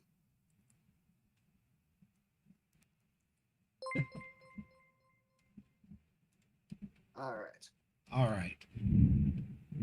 I don't know if y'all can hear that. That's the thunder outside. My mic's pretty hot. No, so. I cannot hear the thunder outside. So you scrawl a cool and awesome, the most awesome adventurer group name ever into the wall of adventurers at the Flourishing Flagon here in Burdusk. Team Delt. Does All right. that mean something? Presumably, it's a It's an it's acronym an for acronym of the first letters of each of our names. Yep. I see this now. So are we retconning Tao or Teo? No, Teo you will meet later down the line. Gotcha. They are going to be they're out of touch right now. Their real life player is on a cross country camping trip, so they're not going to be able to join us until, well, this is episode 0. They'll be with us in episode 2, so 2 more, hopefully, as long as their camping trip goes as planned. I just wanted to make sure if they were just going to be here already or if we were going to meet them later. You'll meet them later. Oh, it's okay, Ego. Alright. It's okay. We appreciate you checking in with chat and give us a boost. Cause one campaign team with a party that had all E's, so we called it EQ. Oh, nice, nice. That's very nice. Um, so yeah, we'll take all the suggestions and then we might put up a poll at the end of the stream. So somebody keep track of these, and maybe we could put up a poll at the end of the stream and see what the best one is. Team Delta. I like that one. It's almost like Delta Team, but not. So you scrawl your adventuring name in the wall, and for a moment, you feel a little boost of pride, and you look at each other with, wow, I guess we're gonna do this. Kind of that Yeah, apprehension, but excitement, and yeah. Dinar does not want to think about how many of these adventuring groups are still around. yes. Do you keep track of that or anything? Actually, I don't want to know. There's a whole wiki about them. So you turn and head for the door, and just as you open the door, you see the sky brightening far off in the distance on the horizon as the sun is coming up, and you are heading out into Burdusk and make your way to the market. Let's go back here. Let's go back here as we travel to the market and see what music is playing. Do I have the right music? I do. Haha, look at that. Ooh, Pro streamer right here, baby. everybody gets um, I can't hear the music. no, you can't because you're in Discord. The music's on stream. Okay. Okay, that makes more sense. So since I did well, everyone gets an inspiration. There you go. You are all inspired by the DM's ability to change scenes seamlessly. Add an inspiration to your sheet. I do give inspiration and determination. So oftentimes it's for exceptional gameplay, figuring out plot cues, things like that. But in this case, you start the game with an inspiration. So this is how you earn that. You make your way to the market, and is anybody going to inquire about the individual? You see a long line waiting to go into the market. Is it being blocked off? at the No. moment, or- Actually, it looks like there's probably 10 or 15 people in line here. Some of them look like just average Joes. Some of them look like maybe an adventurer or 3. Kind of dressed like you all, weapons, and kind of get the idea this might be the line to talk to the guy you've got to talk to. Yeah. Dinar is going to walk up and say, "This seems like a strangely large amount of people to be gathering in a town at dawn. May I inquire as to why you're here?" This is the work line. One of the grumpy old guys. He's definitely been a laborer his whole life. His calloused hands. He has a scruffy beard, and he looks at you and goes, "You're new here, aren't you? Just get in the You're back of the not. line. You'll get a job. There's plenty of work to go around." And I see. so you Do get I in see- line. Go ahead. Sorry. Sorry. No, go ahead. This is one of those learning moments where we're trying to figure each other out since we're all brand new to playing together. Oh, I just want to see if I can spot like you said, it was for merchants, so I would assume that there's like there might be a couple of like wagons or something that looks specifically like what we're looking for, versus going to the general work line.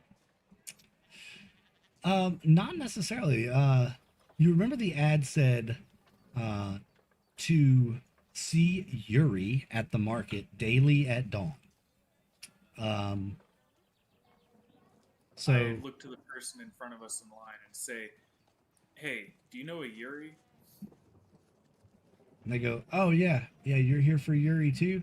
Yeah, that's him, and he points to the a very tall man's armored, standing. He has a helm. He's standing at the front of the line, talking to people. He has a kind of a pad of parchment, and he's making notes. And All right, boys, let's get in line. so a few minutes go by. You hear other people talking, nothing interesting, just what they had for dinner the night before. Obviously, several of these people know each other, see each other every day. Um, and you get to the front of the line, and the man who you're guessing is Yuri says, "Name." Lockheed. Dinar. Owen. He writes them all down. He hasn't even looked up at you yet. He's just, you could tell this is routine for him. And he says, he looks up right after that and he says, "Oh, it's you guys, adventurers. Great. And about that time, you see him, he kind of startles and jumps a little bit. He turns around and looks, scowl turning on his face. And then his body language changes and he looks surprised. He bends over and you can see that there's someone whispering in his ear. You can't make out this person. And after a moment, he turns back and he looks at you and he says, "Well, you any good with a sword?" So, Dinar's going to say something, but first I want to know, like, was there just another person talking to this person, or like was he being whispered to some other? It looks like there's another person there. Yuri is a very large individual.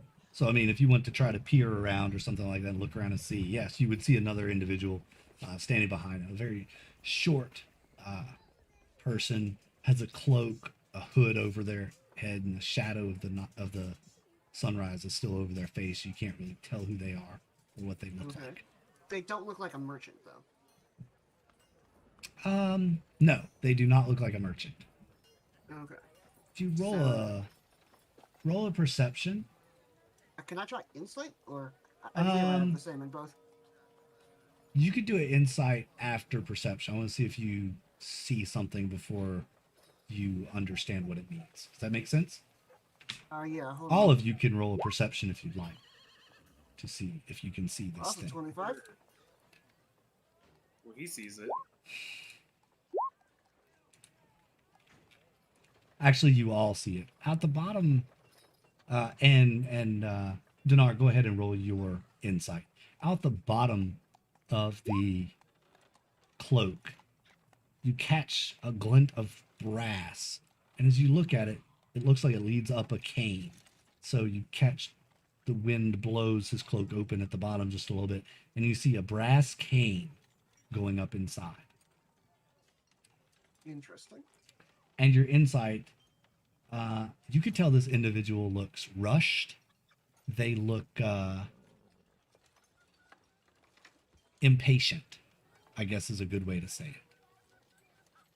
Kind of catch as you're looking at the cane, you see their foot, kind of their heel tapping a little bit. Like, as Yuri turns back to you and he says, "So, you any good with a sword?" So,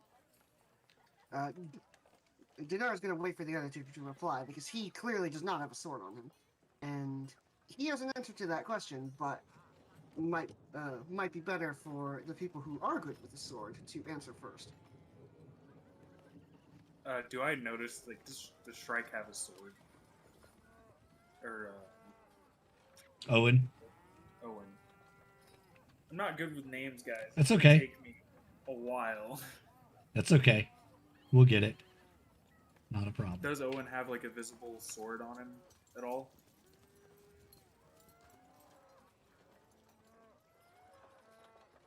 Go ahead. You go ahead and describe whatever you want to tell them about your character. I'm not going to give away anything. I carry a dagger, but it's obvious I don't use it very frequently. Got you. Then he kind of looks at the both of you, the only one with swords. So he just says, "Sure am. We're actually looking to accompany merchants or any other guard detail you might need going to Candlekeep." Well, you're in luck. Oh, boy, you just saved my skin, kid. And he steps kind of to the side and he says, "This individual here needs an escort. They have to get to Greenest immediately. You think you can do that? It's Yes. 100 gold, half now, half upon safe delivery. They have to get to their grandkid's birthday party. It's of utmost importance." And That I would like to roll insight on, because that seems like a strange activity for a hooded figure to need an escort. okay, Well, same rule as before, literally. literally the same roll. What Oh, are the chances? Roll 20. What are you doing? 2 and 400. That's the chances. both? That's like No, that's like one in. 20,000. Yeah, it's insane. For one roll, it's 2 and 400, right? Something like that. Yeah. 1 in 400. Yeah. So, as you study this person's body language, they're definitely eager to get a move on. But from what Yuri says, it sounds legit. Like you catch a glimpse of the face, and it does appear to be an older person. Can't tell if it's a man or a woman just yet, but it's definitely an older person. And the cane and the impatience and the small stature of the person all lends you to believe that, yeah, they're probably a grandparent.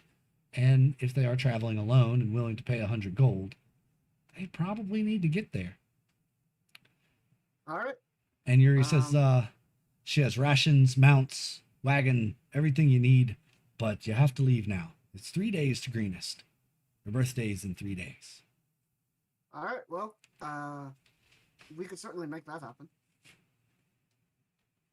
And the individual behind Yuri takes a small pouch, hands it to Yuri. He opens it up, closes it, hands it to you all, and says, "Very well." And he writes something down on his parchment pad, and a voice from beneath the cloak says, "Well, then follow me." And it's kind of raspy, and the individual starts walking off, and you can hear on the cobblestone the clink of the brass as it hits the paver stones as they walk towards a wagon and 4 horses. I certainly will follow. I will don't also know that much about horses, but does it look like the horses and wagon are set up to go already? Yep, everything's ready to go. Okay.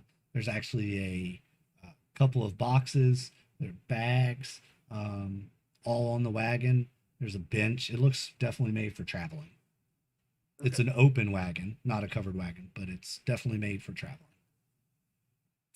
And at that point, I think this is a really good point that we take a quick break. We'll take a quick bio break here, folks. Chat, give us 10 minutes. We'll be back at 10 minutes after the hour. We're going to take a quick break, get our snacks refilled, get your snacks refilled, and come hang out with us as we continue the journey of the Hoard of the Dragon Queen here with the United Adventure Company. We'll be right back. See you in a bit.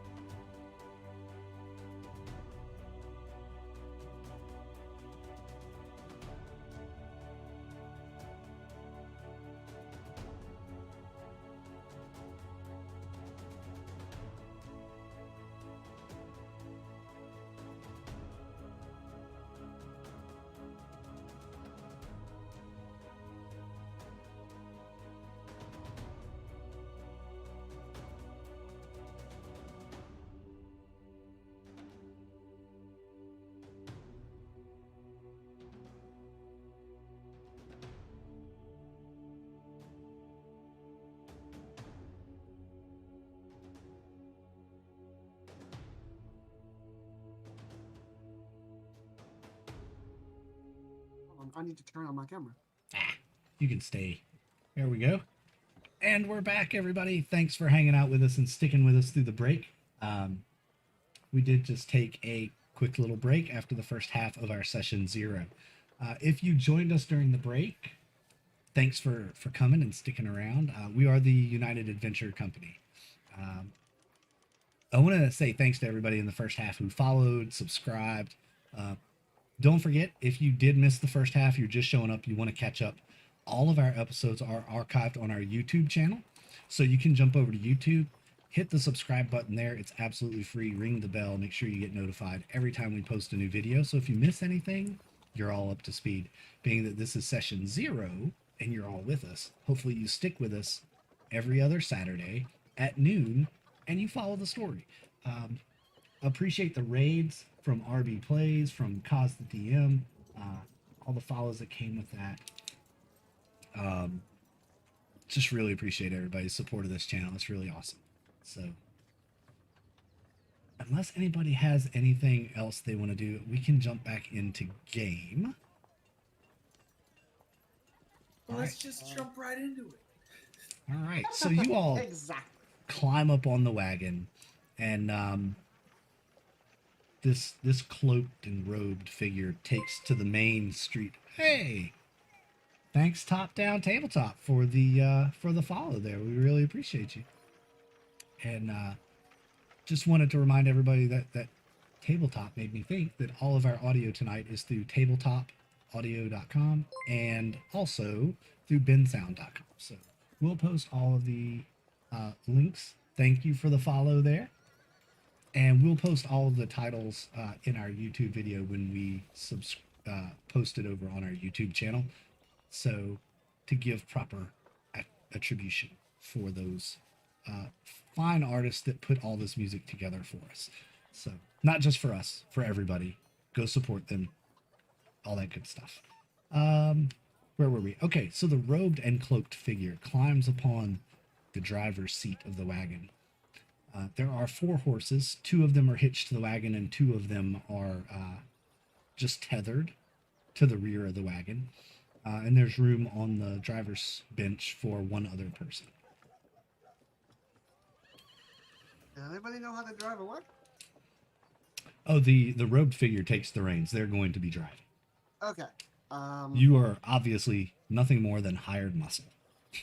Yes. Which one of you two has better eyes? Probably me. You want to go ahead and take the driver or the passenger seat? Dinar will do so, and he will also whisper a prayer in Draconic, which anybody who knows Draconic, which I don't think is anyone else, knows that it's a prayer invoking the vigilance of dragons and their legendary ability to never be surprised, and he's going to use his cleric ability to give himself advantage on initiative. Okay. Just in case. Owen, you can roll a Arcana. See if you know that spell. Just based on your backstory and history.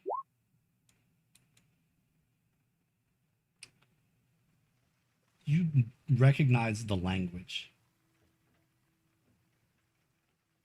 And your kind of spidey sense tingles a bit, and as you recognize that language from the rumors that your friend back home had told you. And I guess the other 2 of you will hop on a horse. Sure. So you untether the horses from the wagon. You hop on the horses, and the robed figure looks back.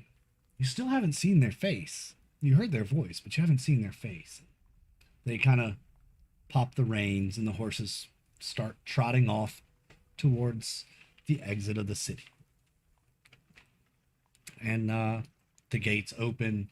Out of the city you go, and into the Sword Coast, the grasslands the road weaves. You see hills in the distance. It's a beautiful day as the sun rises. It's still kind of cool. You can see a little bit of fog down in the low spots, and you're just riding along. And does anybody? The road figure just stays quiet. They don't speak. They haven't said anything yet. Probably half a day's journey out already, and they haven't even said thank you. Anything. They have given us 50 gold, which is thank you enough for me. Oh, speaking of, was that 50 gold total? Total. All three of them? Yes. So split between the three of us. So 50 over 3 is like 16 and 16 point six. something. Yeah, 16 and change.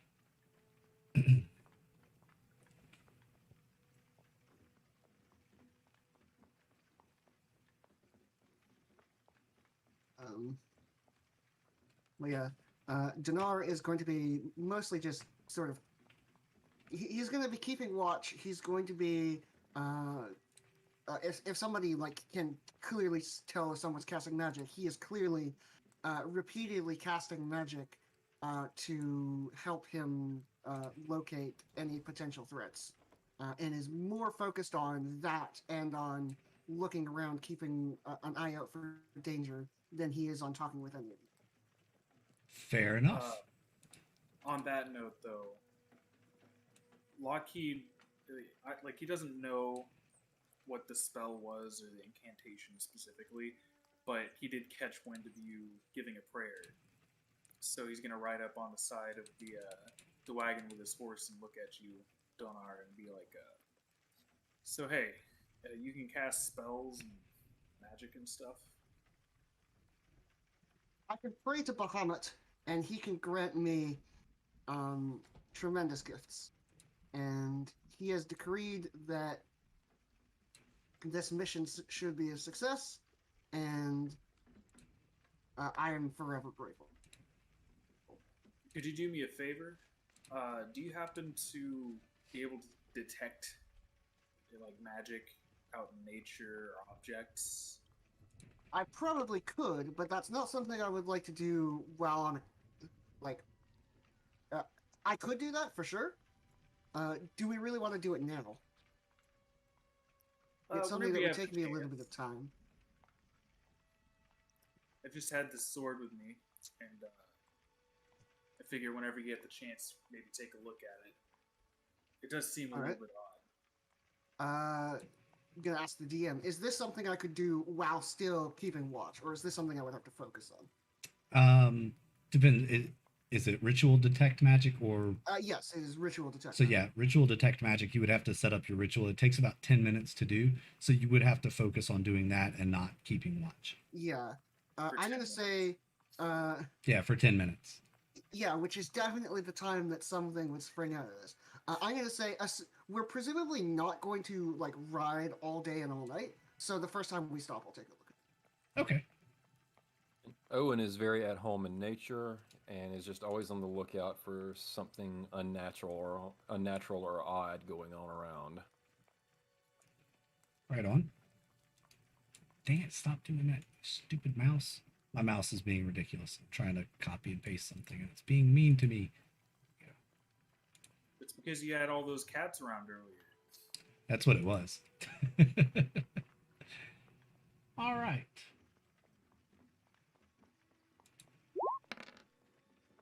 Oh, you guys can see that, can't you? Chat can see that. That's supposed to be a whisper roll. That macro was set up wrong.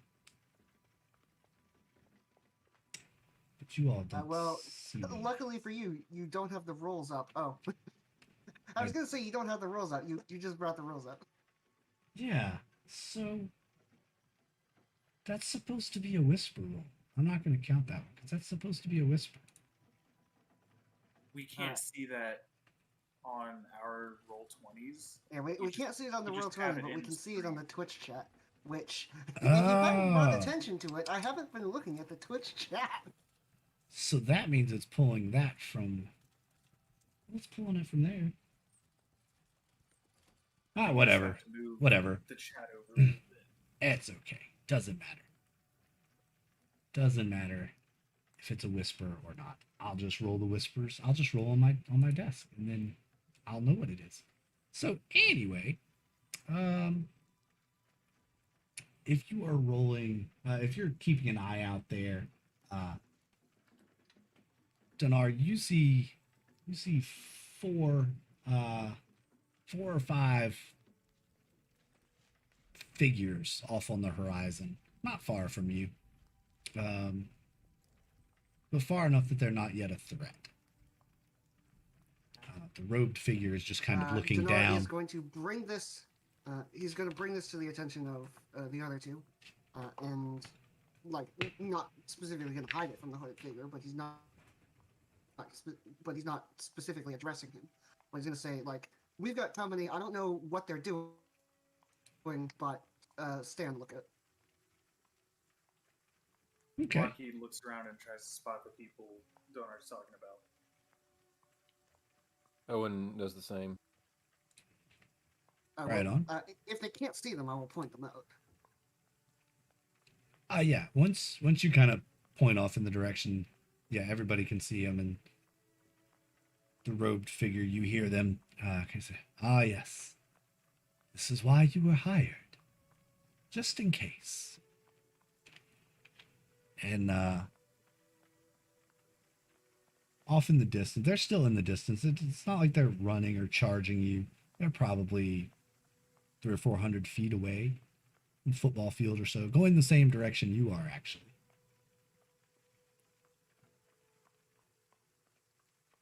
I'll just maintain watch and keep pace with the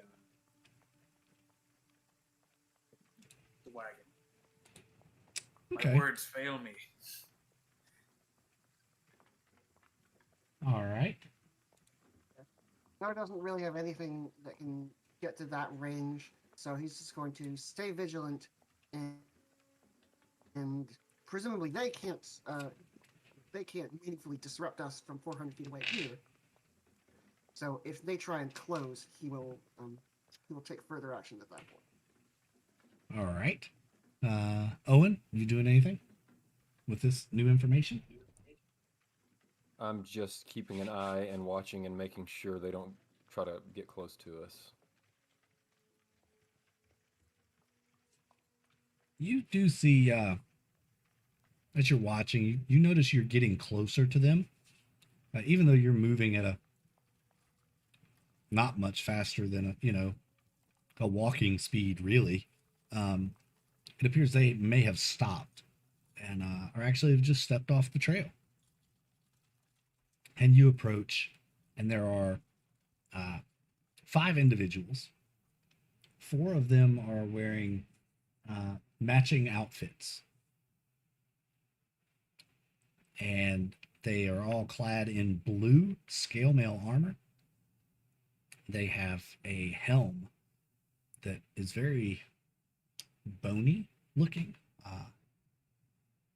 Let's see.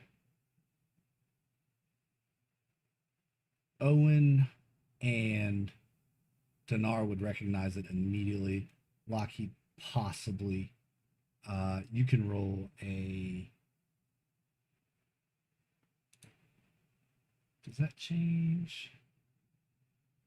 Oh, I see why y'all can see it, because it's pulling the feed from the wrong window. Sorry, never mind. Dinar at this point is going to pull out his shield, since he may need it. All right, there we go. That's better. Lockheed, go ahead and roll a perception. See if you, or a wisdom, maybe wisdom. Yeah, roll perception wisdom. Is this for me to know what something is? Or? Yeah. See if you. I think you have probably. You can roll with advantage. Yeah, I think you've probably run across this before. You said wisdom? Yep, and you can roll with advantage. So 18. Yep, you recognize the helm as well. It appears to be a miniaturized dragon head kind of helm. All 3 of you recognize that. And Owen, you would know from your friend back home that these are probably members of the rumored Cult of the Dragon.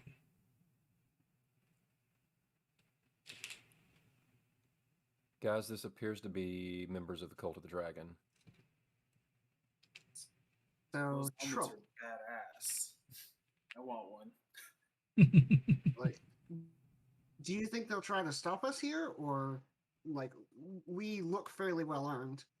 Do you think they will go after easier targets, or are we going to have to pull out our swords and other death-dealing devices? What would I know about them here? I believe, I thought I did anyway, added a handout. No, I didn't give it to you.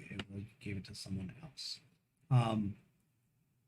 And I gave it to Teo, actually, because they actually have more information about this than you would. The rumors that you know of is that the Cult of the Dragon are a ruthless gang of murderous thieves that work for a dragon, and they are very evil and cutthroat people. They take no prisoners and have no qualms about leaving the dead behind.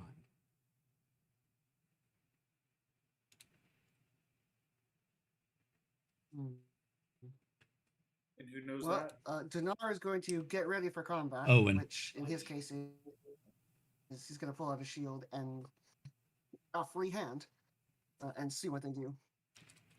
We might want to prepare for combat. What are they armed with? Do they have bows, or will they have to get directly up next to us in order to actually hurt us? You can't really tell what they're armed. They're not like standing in an aggressive posture or anything. They're just standing on the side of the road. Lockheed will. As you get about maybe 60 feet away, you could tell a couple of them have ranged weapons and a couple of them have melee weapons. The fifth individual appears to be more of a soldier than a cultist. Before we get too close, as soon as I notice that they have weapons, I'm going to hop off the horse and tether it to the wagon and just start walking instead. Ah, okay. I will do the same. So you hop down off the seat? Hop off the, yeah, Okay. I will hop off the seat. I will follow because we definitely do not want the horses killed, and we also do not want the person we are escorting to be killed. Right on. All right. I'm on foot now as well. You hop down on foot as well. Fantastic. Okay.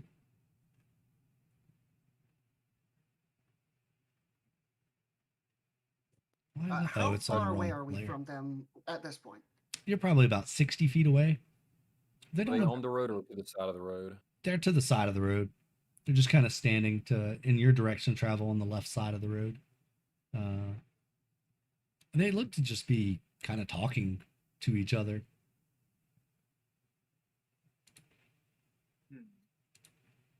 Okay.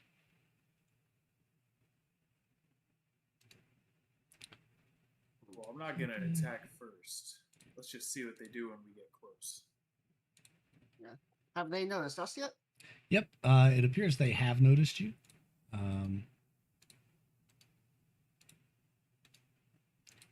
But they don't seem to be making any aggressive motions yet. They're kind of doing the same thing to you that you're doing to them. They're kind of sizing you up a little bit like, you know, what are these folks up to? And the guard, he says something to them. You can't quite make it out.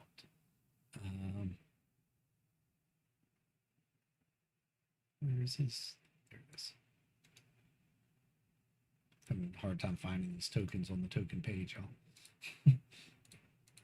And I don't have an actual battle map, so we're just gonna throw some tokens on a blank page, and I'm gonna draw a fake road on it, and we're gonna go from there. Take it back to basics. Oh yeah, definitely.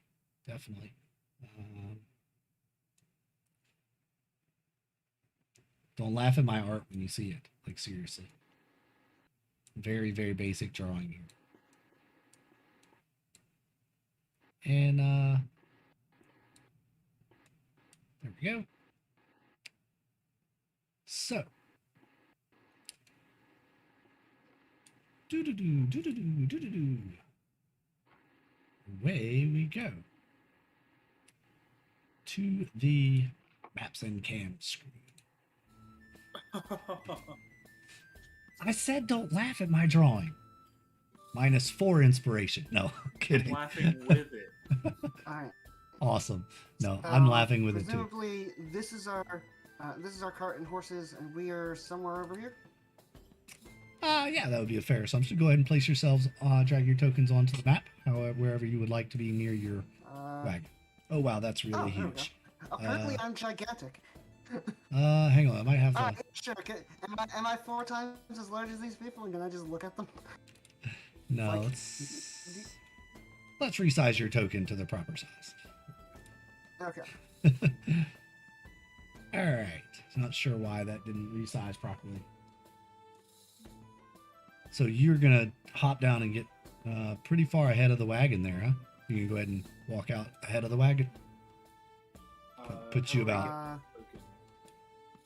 Grab your name and drag it onto the map. Grab your character's name and pull it onto the map. Yeah, so go to the second tab, which is characters, and drag yourself onto it. Yep.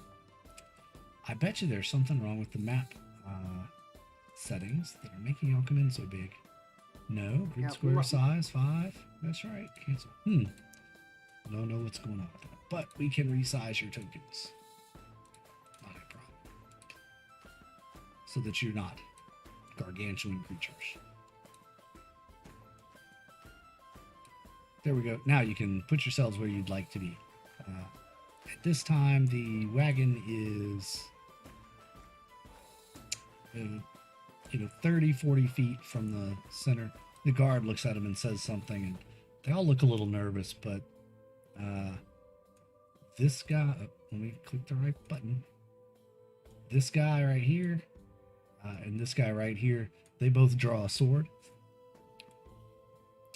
I'm gonna really quickly try to break the tension. Be like, hey, where do you get those helmets? They look really nicely made.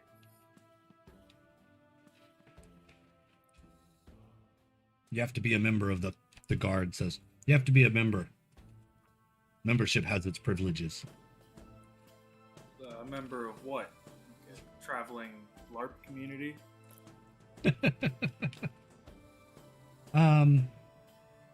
Dinar doesn't know what that is, but laughs anyway.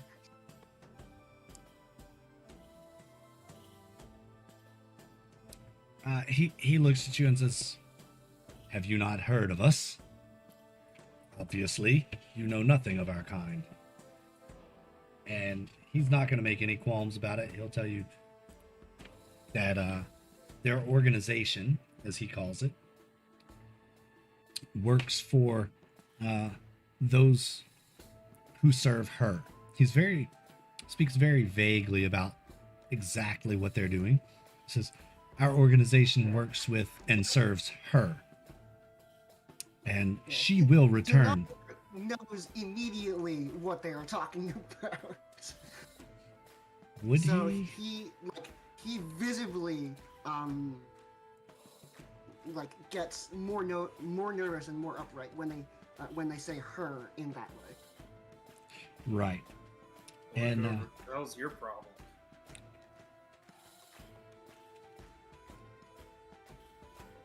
Do you not know who they're talking about? Nope. Alright. Now's probably not the time for lessons, but I assume you know who Tiamat is? Of course. Everyone knows who Tiamat is. Yes. A cult of dragon worshippers worshipping a single female. Who do you think they're talking about? Well, shit, you're right.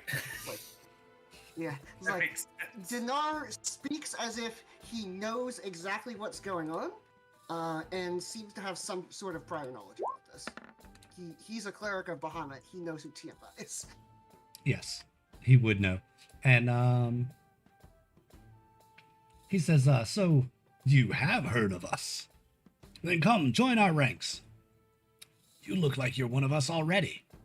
And he's speaking to Dinar. He kind of leans so his gaze goes around Lockheed to Dinar and says, you appear to be one of our kind anyway. Come join us. Why do you travel with these ordinaries? One of your kind, yes, but I serve Bahamut, and that unfortunately means that this can only end one way. Correct you are. And at that, he will draw his weapon and we will roll initiative. So to roll initiative, folks, click your token, and on your character sheet, it will have an initiative button. So go ahead and roll your initiatives. Let me open the turn order before you... Whoops. That's all right. Yeah. Sorry. I can add you in. Initiative is...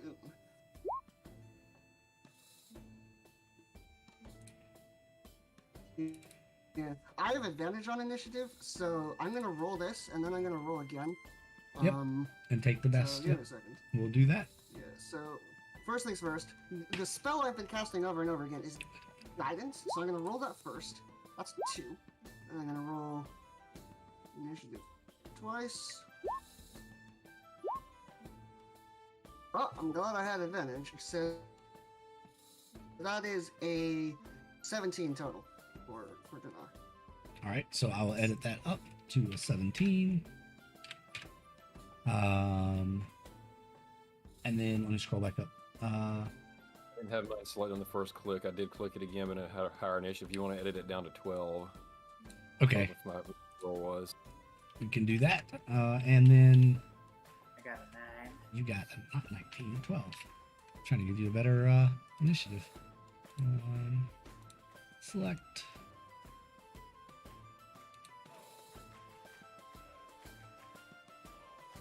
Add turn. Add turn. It won't let me add a turn. Dang it. Come on. All right, there we go. Finally. Thanks, Roll20. And yours was a 9.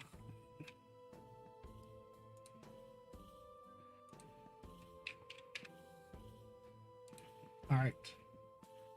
Now then, I will roll the NPC initiatives.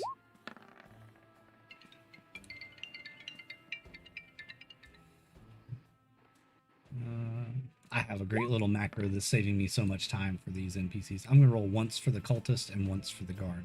Otherwise, I'm going to leave it the same. So all the cultists will go on 4. The guard will go on 13. Now we sort the initiative. Descending. And Dinar, you will be first, top of the round. You have spoken your words and... Okay. So, first thing, I'm going to speak some more words in Draconic. So I'm going to cast a Blessing of Bahamut on the 3 party members. So I'm going to cast Bless, which I believe I actually have written down what that spell does. Oh. Do... Yeah, just add it to the chat there so everybody following along knows what we're doing. Up to 3 creatures. Yep. Yes.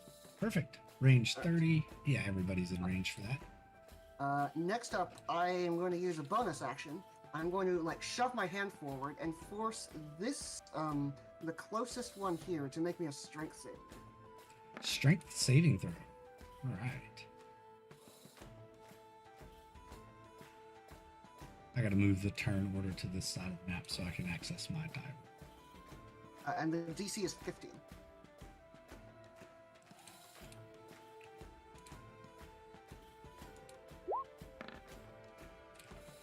Nat 20, baby. Alright, well, he successfully saves. Yeah. I'm going to post in the chat as well exactly what that was, which is... Never mind, I can't do it. Yeah, if you But, if you I attempted to shove him using telekinetic. yeah, tap the but little failed. bubble, the little speech bubble, and it should add it to the chat. Oh, okay, hold on. Do that. There you go. Afterwards, I'm going to reposition, and by reposition, I'm going to move over here. Not as much. All right. You action, bonus action, move. All right. Then next it will be the guard. I think the guard's gonna have to move before he can take any. Yep, he will move his full movement and come Here's square where I off. die. And come square off with you, Lockheed. He draws his sword. And where is his? I need his.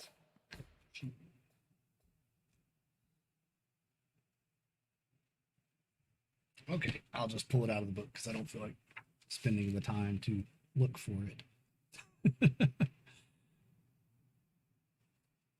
Sometimes the book comes in really handy when you have the book on the side. I actually have my PDF reader open with the player's book. It's Just in nice. case. Yeah, I like having the PDFs for searchability, but I like having the actual hardbacks for stuff like this. All right. He's going to roll advanced die roller plus that. And oh, crit fail. The guard draws his sword, swings it mightily towards you, and something catches his eye, and he loses his focus, and the sword slips from his grasp and clatters against the paved road and goes sliding past you, Lockheed, and lands about there. He is now unarmed. First time. He glares at you, and it will be Owen's turn. Okay, I'm going to cast Hex. Which mutes your mic as a side effect. Yep. Just put Hex in chat. And so I will deal an extra 1d6 necrotic damage whenever I hit with an attack, and I can move it as long as I maintain concentration. And I would have disadvantage on any ability checks as well. Okay, For the chosen so ability. who are you hexing? The guard. The guard. Okay. Go. We're gonna put a hex on the guard. Let's use that symbol. All right, we'll use that symbol for hex. And he doesn't get a save for that, right? There's no save.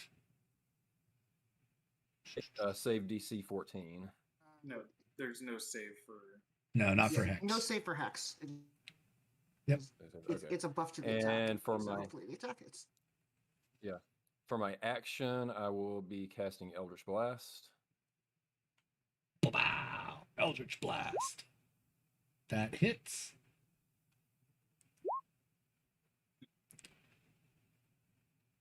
And does 2 plus 1d6, right? Or is it a weapon attack? Hex works on spells as well. Nope. Yep. Any attack. So go ahead and roll an additional d6.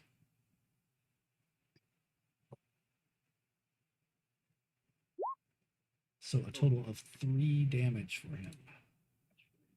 Ooh, huge damage. Oh wait, that's not right. Should be... Just wait till level 2. All right. Anything else? Did you want to move, or you already had a bonus action? So anything else? I'm gonna stay right where I'm at. I'm done. Okay, cool. Lockheed, for some reason, it changed your initiative to 18 when I brought your turn up, Nice. but it's not. It's actually 9. So go ahead. Well, it's 9 plus 9. Yeah, what it might have been if you put plus 9 in the initiative, it'll add 9 to it every turn. Yeah, I think I did. So I'm gonna edit that. But go ahead. We know where you're at. You're at 9. All right, so seeing this guard so clumsily just drop his sword, I'm gonna feel a little bit bad, but I'm gonna go ahead and draw. I already had my one sword out, but I'm going to draw my offhand sword as well, and I'm gonna start off with a main hand attack. Just a straight longsword attack roll. Okay. Are you going for like an intimidation effect by pulling out the second sword? No, just keeping it ready, just in case. I don't have a shield on me. In case you drop the other one. Yeah, Gotcha. just in case.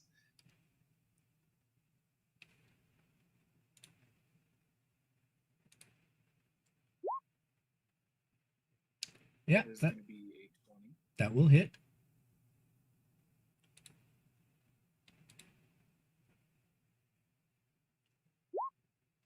for 5. 5 more damage. You cleave him pretty good, and he suddenly looks as if he has picked a fight with the wrong fellow. He's not happy. I just realized that my longsword is not a light weapon, so I can't make an offhand attack with it. It is not. I was wondering as to why you wanted 2 longswords so badly. I was thinking he was going for the intimidation effect, right? You dropped yours. Well, I have too. I was totally going to let you roll in an intimidation. Oh my god. Yeah. Well, And, now he I'm now he going still to has more pretend. longswords than his opponent. I'm going to pretend that I know how to use 2 swords at the same time. Yeah, he stands there just kind of anticipating the next blade to come at him. And you see he winces, just waiting for This that time you next wanna be- blow. But the next blow never comes. And anything else, bonus action or move? That's going to be it for me. All right.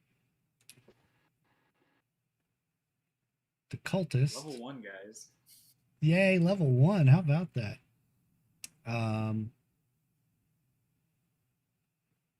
Let's see. You hexed the guard. He's going to come here. And this cultist is going to move up. 1, 2, 3, 4, 5. He's going to go here, actually, to prevent an opportunity attack. 1, 2, 3, 4. 1, 2, 3, 4. Go there. And we'll start with this cultist right here. Draws his bow back, arrow locked in, and at Lockheed. Uh-oh. Ooh, 19, 20. 20 hit. Yep. Dirty 20. Dirty 20 hits. That'll be...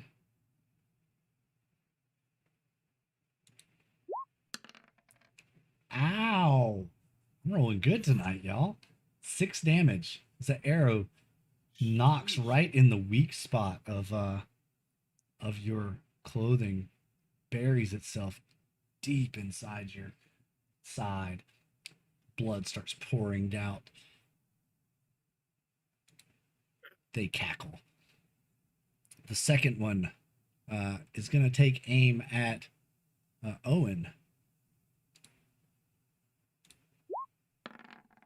He rolls an 11. Does 11 hit you? That does not hit. The arrow thumps into the side of the wagon, startling your wagon rider. But you have another one that is engaged with you, draws their long sword at you. He only gets that. And swings a mighty 6 and misses. If 11 didn't hit, 6 doesn't hit either. And it's 1, 2, 3. This guy has nothing to do. Okay, that'll be it for the cultist, and we are at top of round. All right. Dinar, this seems like an apt time to use my breath weapon, so I'm going to go here. I'm going to inhale deeply and exhale a cloud of sleep-inducing gas. So I'm going to bring that up. That's a cone, right? So, So I'm going to target this area here that has 3 cultists in it. Starting with the one with the lowest current hit points, 24 hit points worth of cultists falls asleep for 1 minute.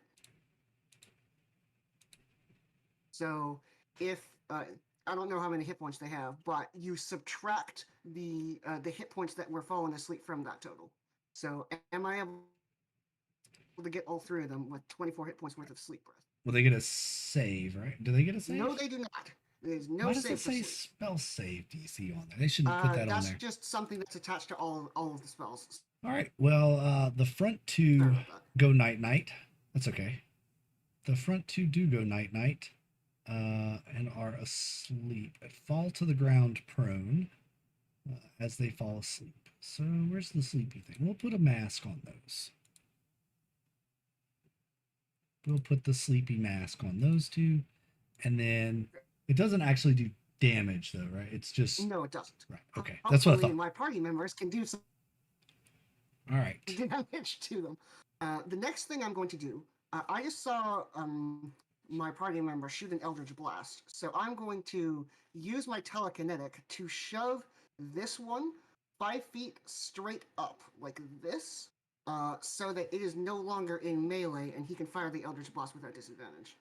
All right. And because he is asleep, I'm pretty sure he cannot make a strength save to resist that. He shove. cannot. So you telekinetically shove him back out of the way. And And that was my turn. fantastic. The guard clamors around, draws his dagger, and he had a backup weapon, it would appear. And takes a swipe at you, this time missing as well.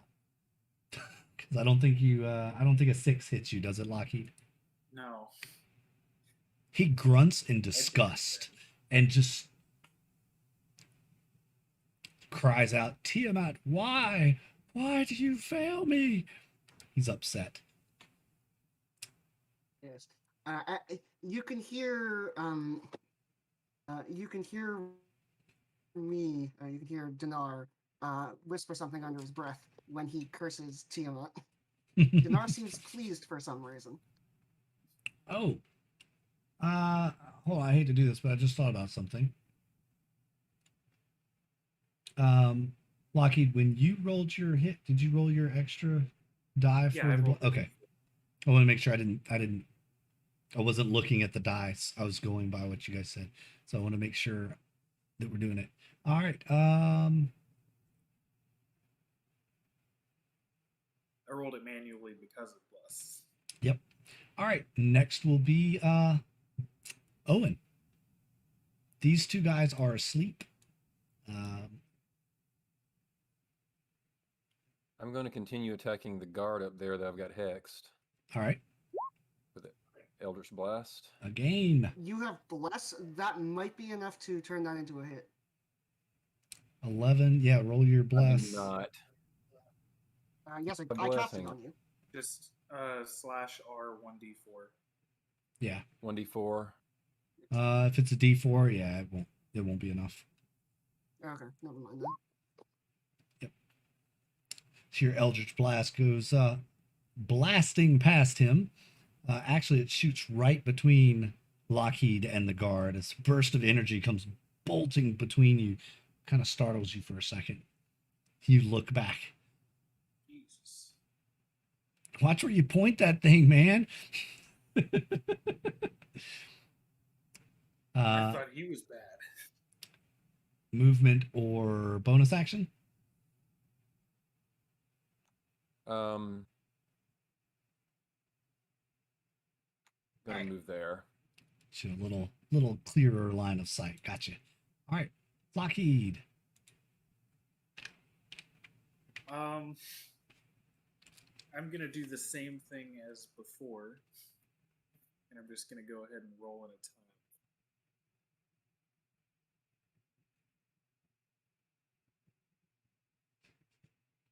Oh, okay. Oh, And that was for. Was that for your a lot of attack? fours. Yeah, you got 4 on the d20, 4 on the d4, and have +4. Nice. Ouch. Yeah, That is odd. that does not hit. Unfortunately, you swing, and he easily just kind of dodges, kind of bobs his head out of the way as you swing at him, and he chuckles. Ha ha ha ha! See, it's not so easy, is it? And the two It's easier cultists. for you to move with such a small weapon. Did you have a bonus action or a move that you wanted to do? No. Level 1 paladins get no bonus action. Yep. Just wanted to make sure. So the cultists have all right, 2 more. I do wish I had the foresight to remember that I need a short sword offhand to do anything like that. Yes. After this, you're going to be like, why didn't this work? It just, my left arm is so weak. Got to start going back to the gym.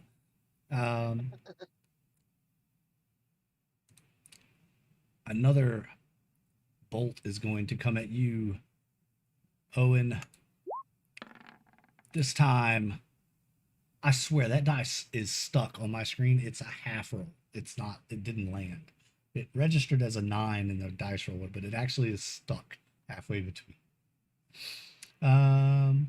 That's probably going to miss you if an 11 missed you. And then the other cultist. Oh my god, I see it.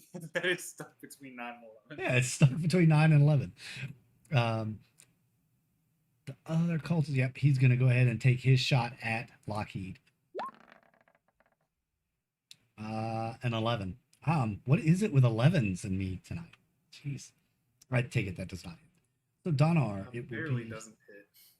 So far I've seen the attacking with weapon strategy doesn't seem to be working that well. So instead, I'm going to cast Toll the Dead, targeting the soldier here. It needs to make a wisdom save. All right, wisdom save.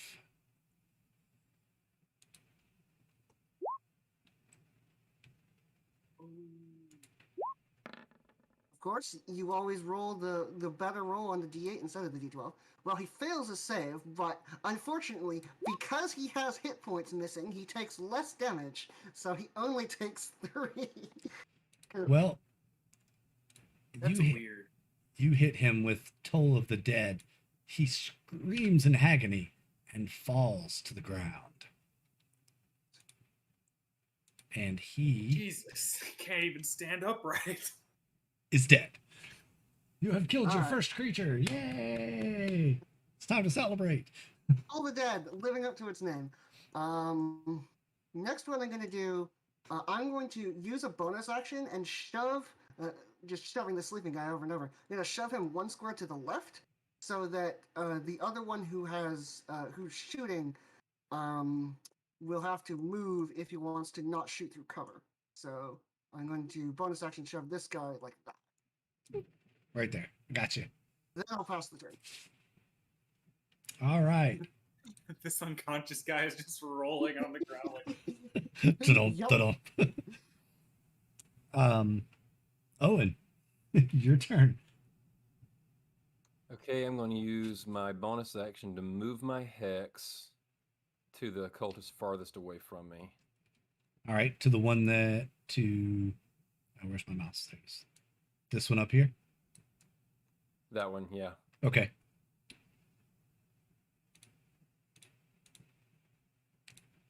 You. Then I Exit. will.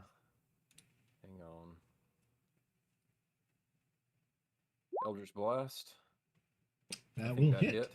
hit. It does. blast. 9, 10. Nice. 10 total. 10 damage. Your Eldritch Blast hits this cultist and he explodes. Just pieces and parts everywhere.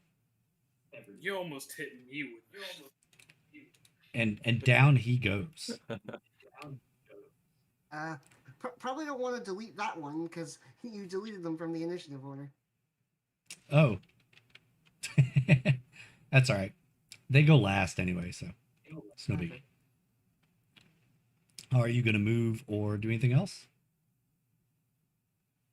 End a turn. All right, Lockheed. +9 again. It does it. I need to fix that real quick.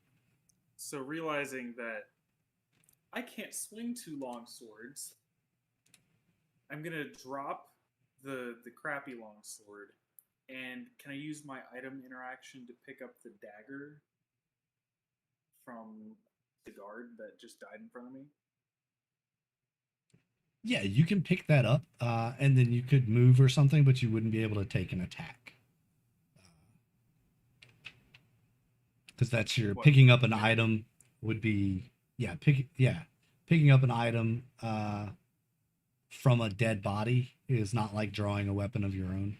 Gotcha. Notably, you can't attack with a longsword and a dagger either. Both weapons have to be light in order for dual wielding to Both work. do. Yep, Yes. yep. So you need 2 short swords or a short sword and a dagger. I'm not used to dual wielding, if you can't tell. It's okay. No worries. That's what session 0 is for, to work out all the bugs. Then I'll just go ahead and sheathe the one and run up to the only conscious assailant here, and I'll go So you're ahead gonna and take a sprint? swing at him. Yeah. All right.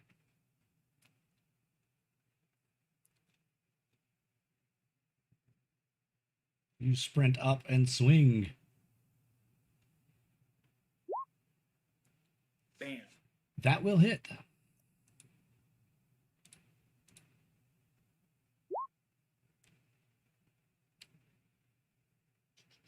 For 7 damage. Nice.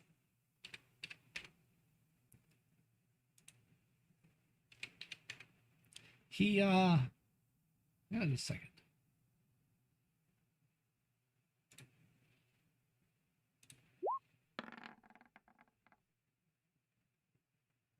He immediately hits the ground. Just his knees buckle from the force of your blow, and he falls to the ground.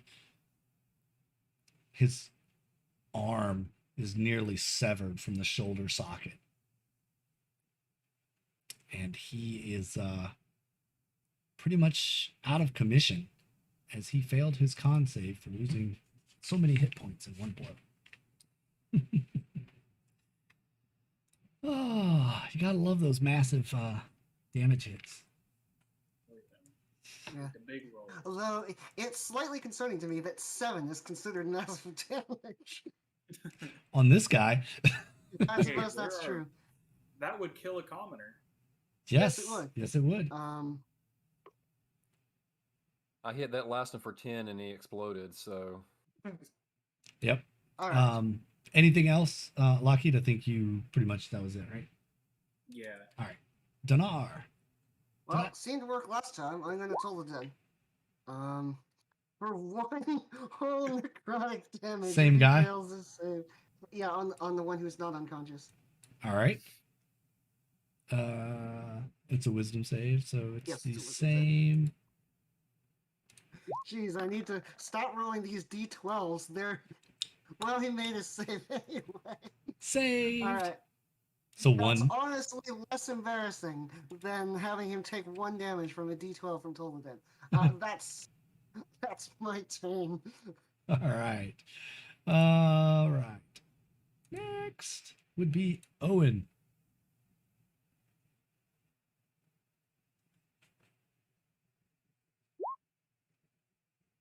Yeah, that hits.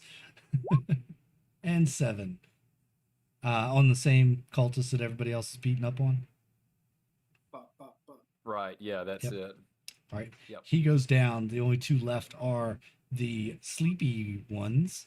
You haven't taken I'm hit. pretty sure my bonus Lucky could action. take both of these out in 1 hit with a Yeah. with a critical coup de grace from his longsword. Oh, and you have a bonus action? Yeah, I'm going to go ahead and use my bonus action to move the hex over to the cultist on the right. Okay. Um, Not that one. The one on the right. The other right. That right. That's the one. All right. They So are. we got like 50 seconds, right? Basically. Yes. Yeah, basically. I can just walk up to them and just line up with their throats and just. Yep, they're auto hits, auto crits because they are incapacitated. I'll still roll just in case. Yeah, just in case. You never know what the dice gods will do for you. It's a D10. Oh, Yeah, two-handed longsword. okay. Versatile. Yeah, I thought you meant you were rolling to hit. Never mind. Second one only does 6 damage. Well, no, it's an crit, auto so crit, so yeah, as Yeah. long as you don't, stab yourself, you're fine. It's auto crit is gonna max Okay. damage, so yeah, crits will be max damage. So anytime you roll a crit, I know it'll roll 20 once you don't auto roll, or has a setting for auto roll critical damage. We'll just do max damage plus whatever modifiers for your critical Okay. damage. Do that with a paladin in the party. Oh boy, gonna be fun times abound. Oh yes, you all eliminate the 4 cultists and the guard, actually quite easily, and the robed figure stands on the seat and applauds, bids you a thanks, and then asks if we can move along. For the shadows are getting long in the day. It's time that we find a place to camp for the night, but I'd prefer not to be near these bodies in case someone comes looking. The one thing Dinar would like to look at is these people were all wearing scale mail. Does any of those scale mail look like they're like reasonably intact after we killed them? No. We were able to get 2. Okay. Yeah, y'all. Other than the 2 that were asleep, and you can tell that even the like coup de grace really messed up the chest pieces of the armor there. So I was going for the neck. yeah, was worth a shot. there's a connector that runs the helm to the chest piece that helps support the weight, and when you did that, it pretty much Whole severed. Suit of armor just fell apart. It's like that one weak link in the chain, you know. All right, You just well, don't want us getting scale it was worth a shot. Actually, go on. Dinar, actually, if you're gonna inspect it, I'll let you go ahead and roll and investigate. All right, Dinar will do that. He's going to cast Bless on himself just to not Bless, Guidance. So investigation, but presumably a 10 isn't good enough. No, it is for you. Sure. So it's actually good enough for you. You see, this is an ordinary scale. This looks like an infused scale mail armor. About every 5th scale in the weave appears to be lined with what looks like a piece of maybe a dragon scale. That is very interesting because, like, clearly this is a cult of the dragon, but even for a cult of the dragon, genuine dragon scales are not easy to get a hold of, and it seems odd to Dinar that they would give like these grunts genuine dragon scale armor. It does. It seems very odd to you that that would be the case, and that's in fact, you start looking and it's not. A further investigation shows that it's not actually a real dragon scale. It's more of like some kind of material made to look like a dragon scale. And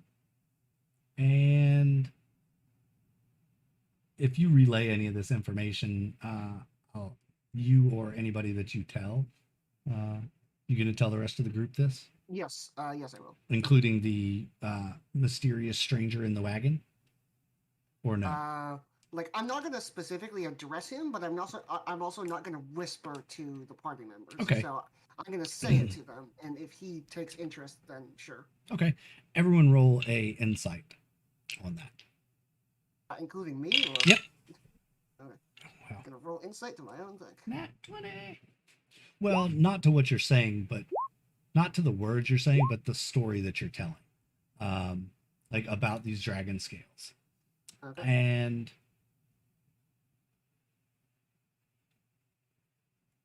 everyone, including the mysterious stranger in the wagon, you talk about like, why would they do that? And you all kind of come up with this thought process that the only reason you could think that a cult would give out fake dragon scale armor would be to fool people who kill the cult so that they take the armor to sell it as dragon scale in the next town that they come to, which at what point cultists may be able to locate that armor and then find out who sold it so they could turn back and come after those people for killing the cultists. Does that make sense? Okay.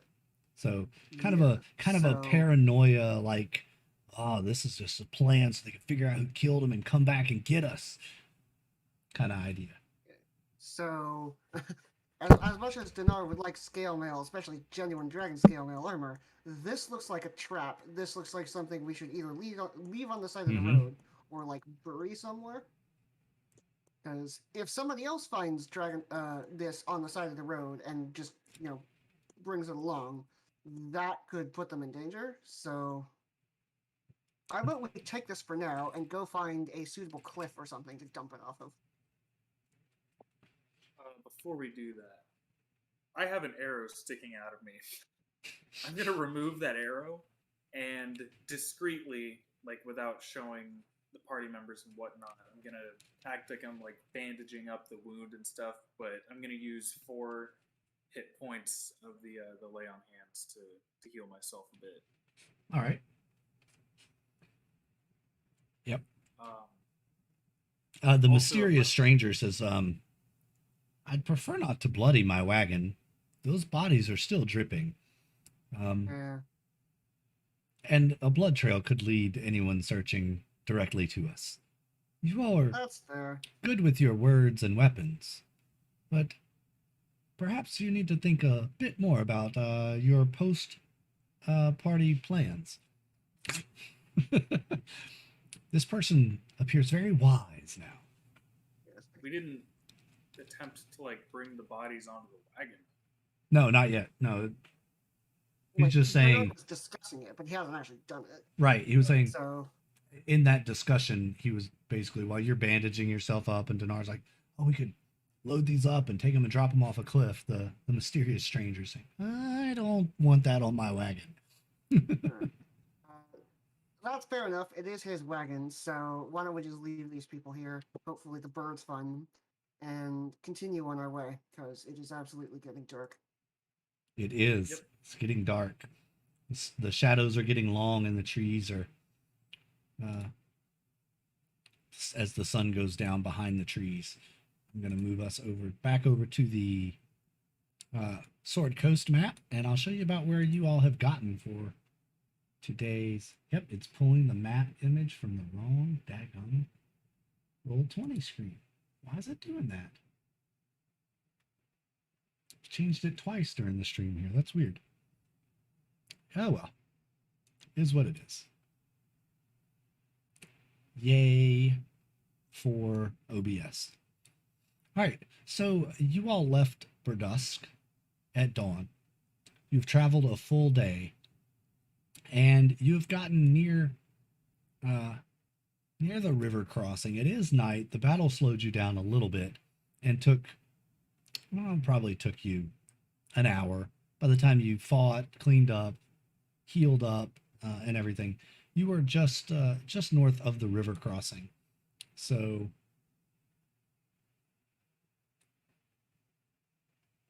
That's it. do you all want to cross the bridge today, or do you want to camp on this side of the bridge? I'm gonna ask the hooded figure who we're escorting, since, like, I'd be up for either. I think it makes sense to ask the person who we're escorting. Would you rather see if we can make it across this bridge and camp on the other side, or just camp here for the night?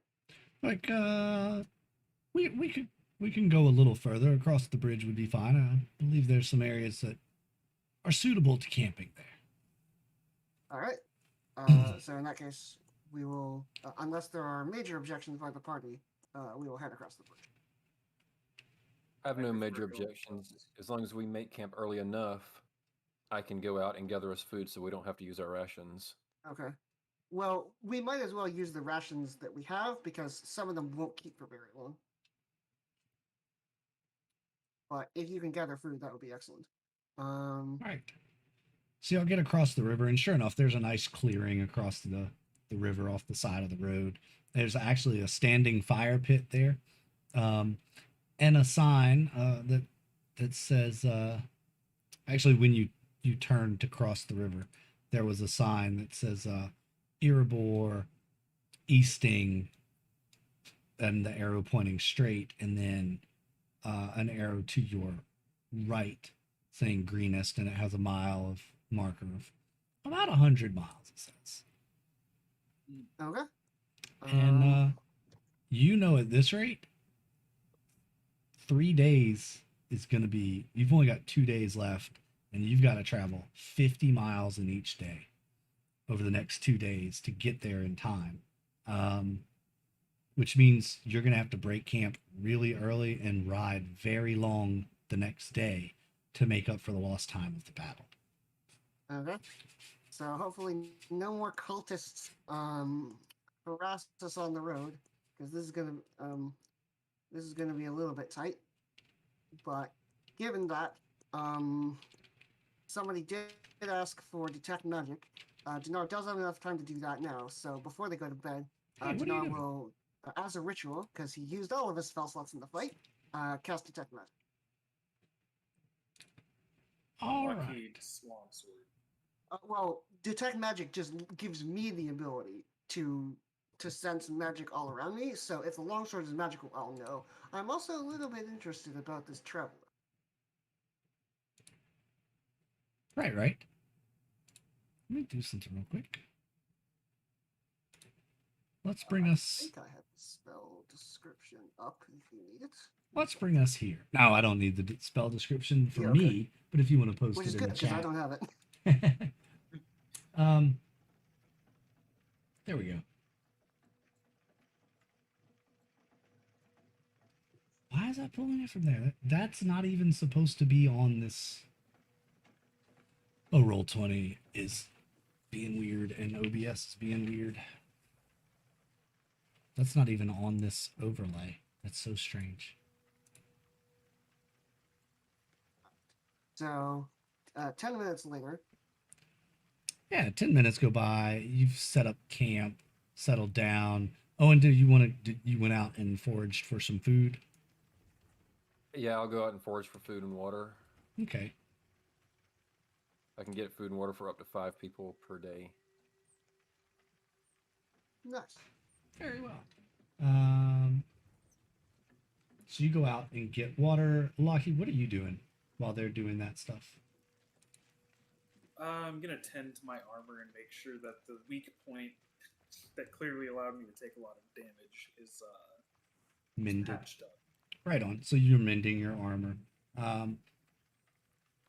Actually, not even really armor now that I think of it. It's just good clothes.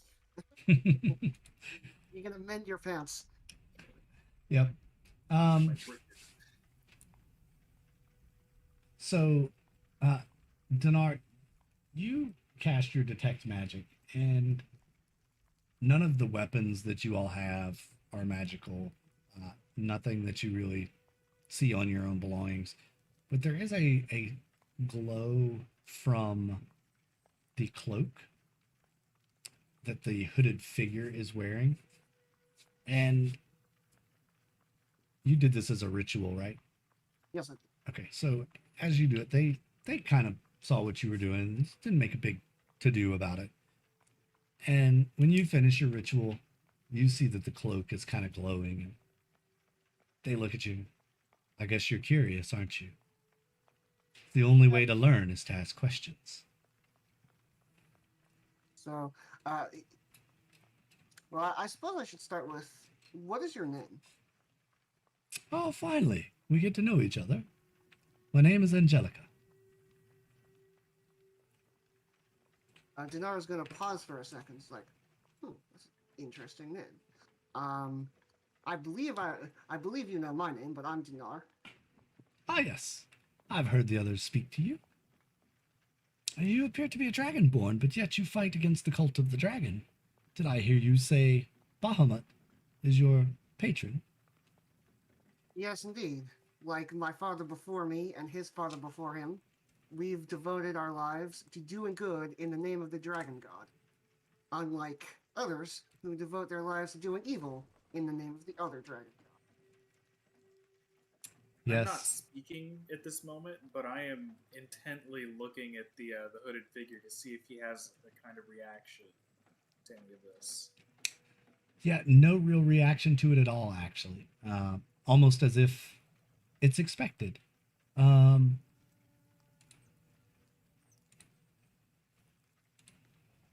Hang on just a second. Let me. As you're. Here we go. Trying to fix this, like, half map that's in the window. There we go. I fixed it. Yay. And add some nighttime forest music. If it's going to play. There it goes. Takes a minute, but it's playing. Yep. All right. Thanks for bearing with me there. There's no real reaction to them, to the word that Dinar is saying. Almost like he expected it. Or this figure was like, as if knowing the Bahamut and he already knew the story, he just wanted the confirmation of hearing them say it. So So you don't strike me as a grandfather who's looking forward to a birthday party. I'm definitely looking forward to my grandchild's birthday party, but I am no grandfather. That part you are right. And finally, this robed figure pulls the hood off their head, and platinum hair, a little longer than shoulder length, fair skinned individual, definite feminine looks, is shown beneath the hood.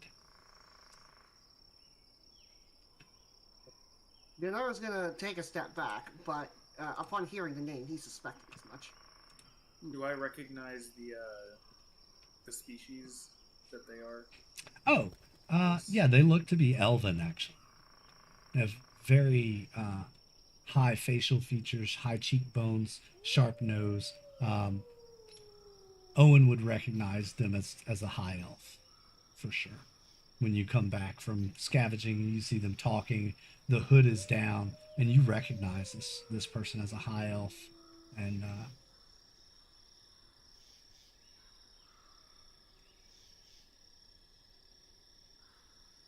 Why the secrecy? I was afraid you'd ask. I must travel in secret. I'm a member of an order that must remain protected. Being that we are rare and are often hunted, I must travel in secret when I have to go to Greenest. Especially these days with the cult of the dragon around. It's safer for me to travel in secret. So you're telling me that you posted a job looking for regular guards when you knew there was a very good chance that more skilled opposition might show up? Oh, the ad's not mine. No, the ad is Yuri's. I've known Yuri a long time, and Yuri's often provided me armed protection in the past when I've had to make my travels. So Yuri hires people to unload wagons for merchants daily as they come into the market. They unload the crates, they put the produce out, they take out the trash, clean the market area. You all just happened to come along at the time when I came to see Yuri, and I'm grateful. Had I had to make this trip alone, I very likely would be dead or worse, captured. What do you know about this cult? Oh, the Cult of the Dragon is, they're a dangerous lot for sure. And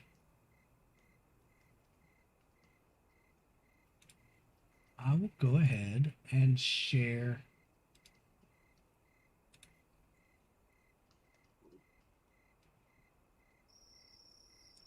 a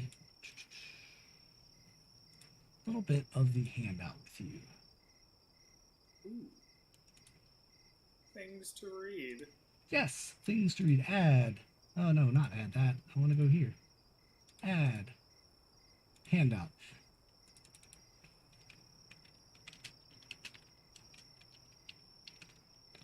And we'll put this in all players.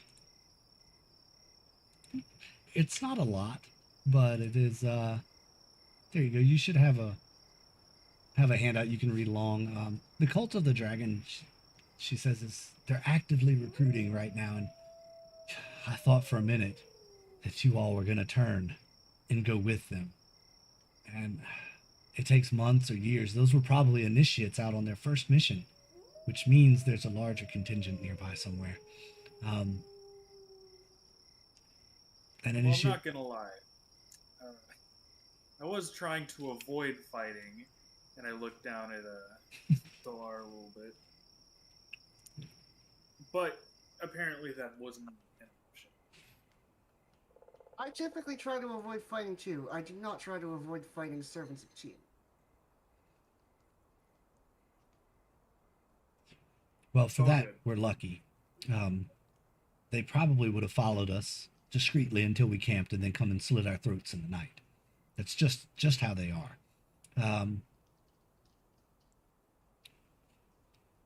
Once a cultist is in the ranks as a dragon claw, they are then worked and for years and years until they become higher ranking cultists. And then eventually, if they're very good cultists, they become a worm speaker. And they preside over the entire cult enclave, which works in a regional system. Very, very organized, very methodical, very treacherous group of people. They will do nothing to stop to bringing Tiamat back to our world. You mentioned that if there's cult activities here, that means they have a base in the area. Does that imply that they have a dragon here as well? Sometimes the dragon is with them, sometimes not, and they could have just been, out on a scouting mission from, other cities and villages that have seen cultists lately, from Erebor to, even they spoke of them in Baldur's Gate. They drove cultists out of Baldur's Gate not long ago. And so it's not unheard of for them to be maybe some residual teams testing the waters, as it were, to kind of see how strong defenses are, gathering intelligence. So it seems like they're planning something larger, but are currently still in the planning phase. Your guess is as good as mine.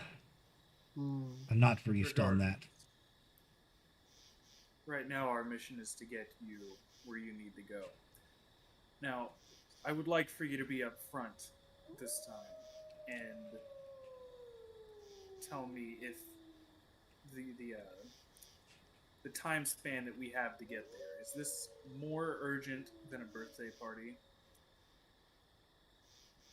Because if it is, we might be able to try to rush to get there faster, more on time, if it's actually important. My trip is a birthday party. It really is. There's nothing. I'm not trying to deceive you about that. You've obviously shown your allegiance to me, and and protected me back there. There's no reason I should hide anything from you. It's a birthday party, and it very well could be the very last one that I get to have with my grandchild. All right. We'll do our very best to get you there on time, and hopefully there's no more cultist interference. Though after that is done, I would like to do a little bit more investigating. By all Yes. means, I'm sure you would, as Bahamut would urge you to do. Yes. If you'd like to leave before dawn, I have picked up a few tricks over the years. Most of us can't really see that well in the dark. And Lockheed sort of uses his hand and takes a trail from around his forehead and points to the mechanism in between the two horses that are driving the cart, and it just lights up as he casts the light cantrip, in case we need to drive before sunrise. Oh, that will be very useful indeed. And I can actually see quite well in the dark. Yeah. Actually, I believe that's not big trouble for any of us. He looks at the horses. It might be for them. and she looks at you and says, "Well, thank you, Owen, I believe it was, for providing such a delicious meal. This roasted rabbit is scrumptious. Some of the best I've had in quite some time. Dinar and Lockheed for your protection this day. May Bahamut continue to place his blessings on you. For now, I must retreat to the wagon and sleep. I do hope that I will see you all in the morning." That would be ideal. And at first, it's a little ominous that she would say that, but then you're like, yeah, with everything we've been through today, yeah, it kind of makes sense. He only almost died. Yeah, we only almost died. You only almost died. You can set a watch. Dinar would very much like to rest and get his spell slots back. Absolutely. You can set your watch. You will get a long rest here this night. Even if you do set a watch, you're still going to get a long rest. So you'll get your spell slots back. You can expend a hit die in the morning when we wake up. I just have to roll 3 times to make sure nothing happens through the night. Okay. And do you want us to roll our perception checks, or does it not matter? let me see what I roll first, and then Okay. we'll see what. I will take first watch. Yeah, I'm pretty sure each of us can take 1 watch, and then the elf can take 2, since they only have to sleep for 4 hours. Oh, yeah. Wait, none of us have to take watches. When elves go into their trance, they're fully aware of their circumstances. Dinar doesn't super know that, but after you say that, he's like, "Oh, is that true?" So Owen's been volunteered to keep watch all night by himself. How do you feel about this, Owen? I've had my adventuring parties. Elves are always very useful. I'm glad we can be of service. I I detect don't a mean hint. it like that. I detect a hint of snark in that. It's not an ability all of us have. Oh boy. I will agree to whatever setup for watch the party agrees on. All right.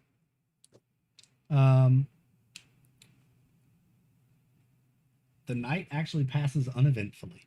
Nothing happens. There's some rustling in the bushes, but it turns out to be a rabbit.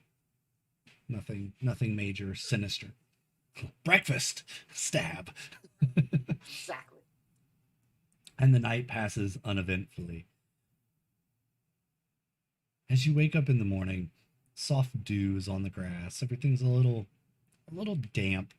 The coals of the fire that you had the night before have fully burned out. And you prepare the wagon for the next day's journey. It is early morning, well before the sun is up, as you did say you wanted to strike out before. Yes. Indeed. So, So I I'll actually repeat. also have an interesting trick as far as seeing in the dark, and this one will help the horses. So I'm going to go list this out. say, yeah. So I'm going to. I have a special dark vision. So I have 300 feet of dark vision, and I can use an action to share it, to share that vision. How long does it last? It only lasts for an hour. Well, I guess I'll use it now, since now to an hour from now is the best use that the horses will have of 300 feet of dark vision. But I will give each of the 4 horses 300 feet of dark vision, and probably to names. Probably to Lockheed, since he's the one who said, like, who needs the light cantrip to save it. Oh, there goes my dog. Sorry, y'all. And now that the horses have, like, super crazy draconic dark vision, Dinar announces that he is ready to go. All right, All right. let's be off. All right. Now, did you use that as your once per long rest or as a spell slot? I use it as my once per long rest. Okay, just making sure. I figured you did, but just wanted to make sure. Lockheed, what are you doing this morning first thing? Just whatever you need to do. Wake up, eat. I mean, I suppose it's worth asking. I'm not sure if you would allow this, but can I use it once right before the long rest ends, finish the long rest, get it back, and then still have it for the day? Or is that not allowed? I mean, yeah, if you use it once and then you take your long rest, it'll get recharged because it's once Well, here's per the thing. long It rest. lasts an hour. Can I use it can I use it just a second before I finish my 8 hours of long rest and get the hour duration in addition to getting it back? No, because a long rest means you don't do anything. So Okay. no abilities, no attacks, nothing. So it's actual physical like rest. We have it for an hour. Hopefully that is at least long enough of traveling in total darkness that the sun will come up and give us some visibility. Dinar is ready to go. Yep. Lockheed's ready. Owen, you doing anything Owen- this morning? Owen is ready. I'm not doing anything special this morning. Okay. And Angelica is also ready. Yawns and stretches, and you all head out on to the trail again. I'm just wait. Isn't Angelica an elf? Why would they be yawning? This doesn't make sense. And as you travel, the sun comes up just about the time that your ability fades and everyone's able to see really well. The fog burns off, the dew is burning off, the birds are singing. It's a beautiful day. Again, just wonderful traveling weather that you're having. And To ride at a quickened pace. Yes. all right, as the sun makes the path more visible, the road is somewhat like sparsely paved through here. You can tell it's a well-traveled road, and in some areas people have put stones to fill in holes and whatnot. So yeah, it's a pretty easy path to follow towards Greenest. And you pick up the pace, and you actually make pretty good headway today. Nothing happens all day. You don't see any more signs of cultists. Nothing actually. It's the most you see are like birds and a couple of deer here and there. So really nothing at all happens all day. It's pretty boring. Does anyone have conversation, chit chat about what happened, anything like that? If not, we'll just move on to the evening. Well, Dinar would like to inquire a little bit more about what kind of organization Angelus is in. Like, obviously, she can't provide details for her own safety, but what kind of group would it be in? And why specifically is she so worried about being captured? Well, she tells you that she's in an organization not too unlike your own, in that Okay. they are priests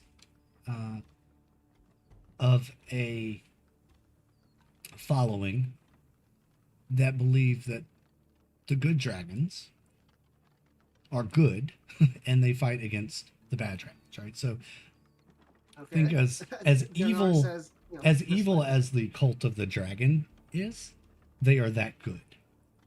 Yes. if that makes sense. So you talk about it, and you come to realize that more than likely she's a priestess and is in fear of using her abilities because had she intervened in the fight and any of the cultists gotten away and reported her whereabouts, it would have put her at risk. So that's why she didn't intervene, even though she probably could have easily helped. Let's see. So I want to ask if they know anything about dragon mercs or dragon merc individuals that don't necessarily serve the dragons. She says yes. People take dragon mark all the time as art on their skin. It seems to be kind of a fashion thing. We don't like to see that because it really makes it difficult to tell who's actually dragon marked and who's just somebody who likes the look, if you know what I mean. Owen asks, is there any trick for the uninitiated to actually tell that one definitively one way or the other? Not really. To the uninitiated, you can't really tell, so it makes it difficult to be trusting to people who may have a dragon mark. And those of us that are old enough in the order and have been around long enough, we can pretty much spot them out, though. Once you've been around a while, you know the real thing when you see it.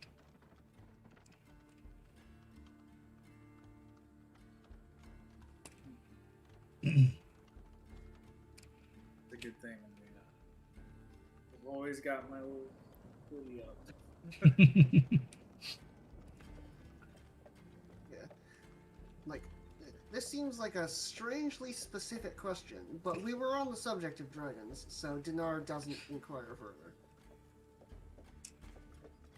Yep. Edgy will talk about just a wide variety of things. She gives you a little more information about the Cult of the Dragon. Not much more than what you already know, but she goes into a little bit more detail about the ranking and the order. And she's very careful, though, about what she says. And you can tell at times she'll stop and think for a moment and then intentionally tell you what she's trying to say. And I try to persuade her to be a little bit more open with the information. You know, just be friendly. Obviously not intending to do any kind of harm to her. Yeah, you can try to, chum her up. Let's see. Use your charisma. See if you can charm her with your charisma and your smile. Would that be a persuasion roll or straight charisma? Tell you what, roll your charisma and add your persuasion bonus to it. How about that? Because you're really trying to charm her, not manipulate her into telling. You know what I mean? It's manipulation, but it's not. Does that make sense? So it'd be a 13. So a 13. She doesn't really bite. She's still very intentional about what she tells you. Can I try to connect with her as a fellow elf? And Yeah. see if she'll open up more. Yeah, sure. Okay, what role? Go ahead and do the same thing. If you have go ahead and roll a charisma roll and add your persuasion to that as well. Yeah, no, it's not going to be any. Not any better, really. She looks a little annoyed, actually. Like, The subject is interesting. it is, I but think we're it's just gonna- dangerous. You have to understand that this knowledge is dangerous. The more you know about either side, the more in jeopardy you put them. So, Well, if there are cultists wandering the road and attacking random people, maybe it's better for people to know more about these types of things to better prepare ourselves.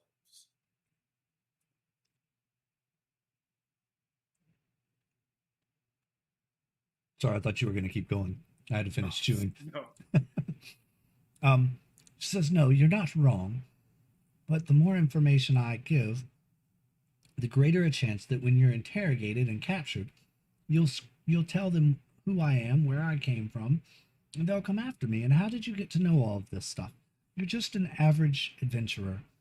And she stops me and she goes, I'm sorry, I don't mean that in any sort of way. It's just you don't have a lot of experience in these things. And, well, maybe one day you will. And then maybe you'll understand.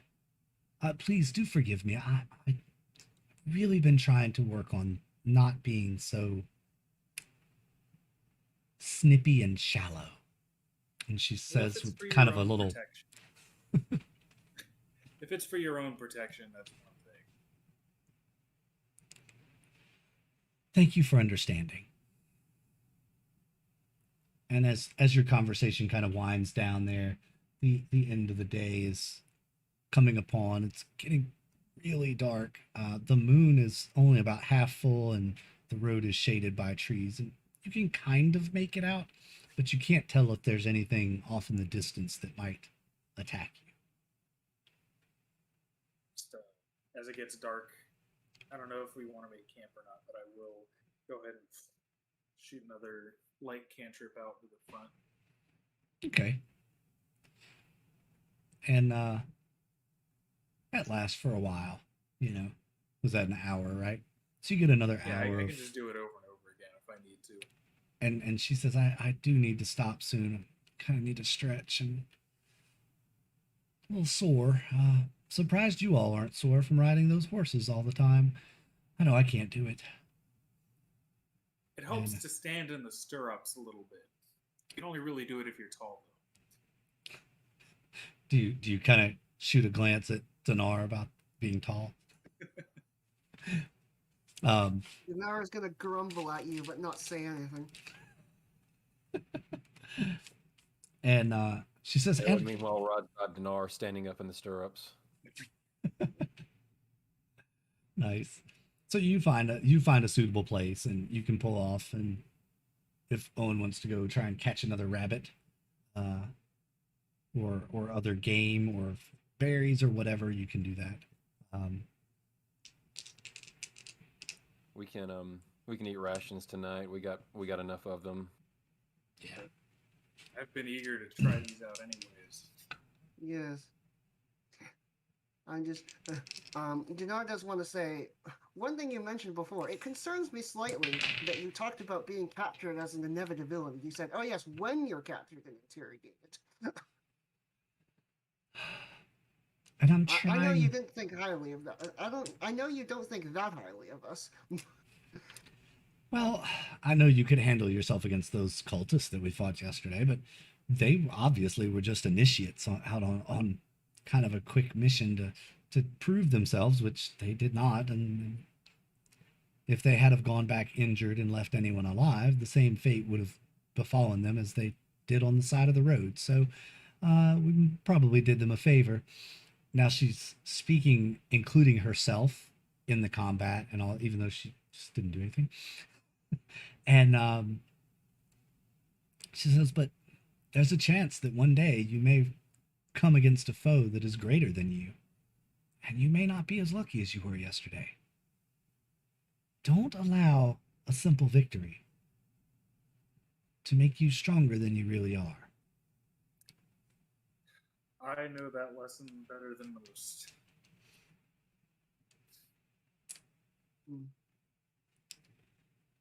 Dinar doesn't say anything in response to that, and instead sort of turns away and says, "All right, we should probably get some rest."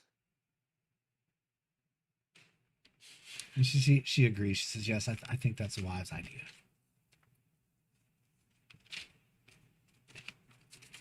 And Set up camp.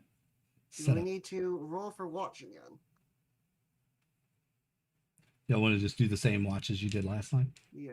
Well, the other thing is, do we have time to take a full rest here? Or if Angelus is an elf, we could just wait the 4 hours for the elf trance, and have have the two non-elves like sleep for half the time, and get on the road if we really need to. But I'm not sure how. Like, are we making good time? Will we be able to get here if we just did what we did for another day? Yeah. You think at this point you're within a day. You'll probably make it to Greenest before sundown if you leave before dawn. Okay. So In she that says, yeah, case, she agrees that we can leave a little early, but we don't have to. We don't have as far a journey as we did today. So okay. Yes. In that case, Dinar will agree to the same plan as last time, and either take watch or get to bed, depending on what was planned. I'm actually going to make sure that the horses are all right after such a long travel. See to it that they have nice grazing and access to water close by. yeah, there is a stream or a pond nearby. You can take them and get them some water. You kind of rub them down, brush them down with your hand, that sort of thing. Thank them for a great day. Give them some feed. Make sure they're taken care of. Yeah. And another peaceful night. It's so quiet. You sleep very restfully, and nothing occurs. In fact, nothing. Everyone roll an insight when you wake up and you realize that it's really quiet.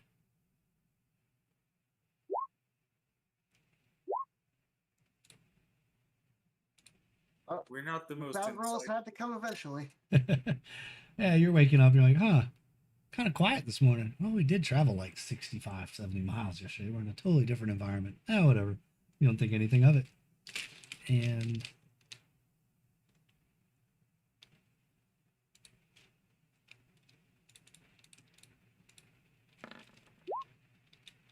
even Angelica is kind of oblivious to it, to anything being amiss. She's just like, kind of quiet this morning. Well, whatever.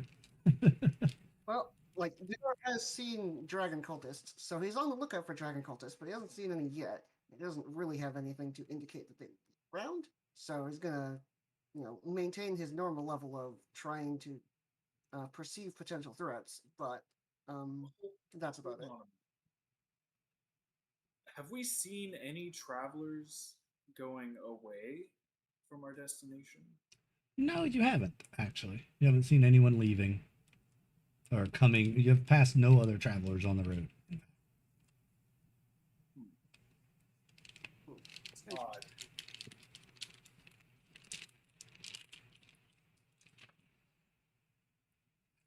I feel like we don't Not have really that much. Yeah, it's like I don't know enough to really be able to inquire, and we do not have much time. So let us get going. Yeah, we can't really do much with that information, but it is weird. And Angelica says, yeah, it's a little strange we haven't seen anyone, but not completely unheard of. Sometimes you do travel this route and there's no one on it. That's why I bring an armed guard. If it were a heavily populated and traveled road constantly, I wouldn't do it. We could be between trade routes. We could be between seasons. You never know. And There's nothing for us to do now, except for get to the town, and if there's something strange going on, we will find out then. To town, huzzah! Huzzah! Yes, so she agrees, and you all strike out. Again, the day is fairly uneventful. You actually see some folks stopped on the side of the road, going the same direction you are. About halfway through the day, there looks like they're a family on a picnic, but they're going the same direction you are. So, and not wearing creepy dragon scale armor. Nope, they're just normal everyday people. But other than that, you don't really see anything. Do they look like they've already eaten and are on their way back, or No, they've like got their blanket spread out and they're sitting down to eat. oh, They're, okay. you know, like they're traveling, and you all rode hard the day before, so you would have closed any distance between you and them if they were on the road before you from the same place. Dinar briefly considers waving, but then realizes that maybe having a dragonborn like wave and say hello would be slightly scary to a family of people who might not have seen a dragonborn before. So he decides to keep quiet. Right on. Lockheed does wave. Lockheed waves. Oh, and do you do anything? I just sort of look at them. Right on. Chomp.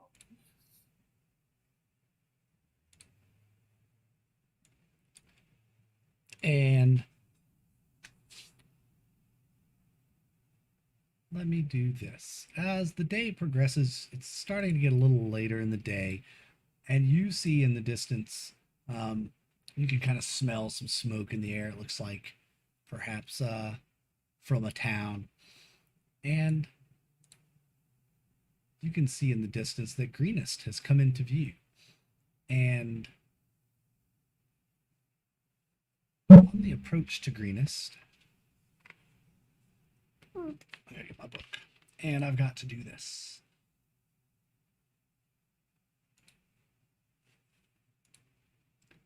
So that we have all of the stuff. For the past several days, you've been traveling on a road that winds its way lazily across the rolling grasslands of the green fields. Sundown is approaching. Oh dear. What? Okay, so could you just hold on for a second? I don't know if it was just me, but Discord like froze for a couple of seconds, and then I heard everything you had said in those couple of seconds all at once. So could you? Oh. Not I surprised. don't know if that was just me, but could you say that again, please? Yeah, I didn't have any issues. Oh, All right. Well, Yeah, absolutely. Discord, please. Got you. Why are you like this? Because Discord. Sure. Just a second. And apparently the map is acting up again. I don't get it. Where's the Roll20 map? Where are you? It's not even in the thing. This is strange, y'all. Roll20 chat.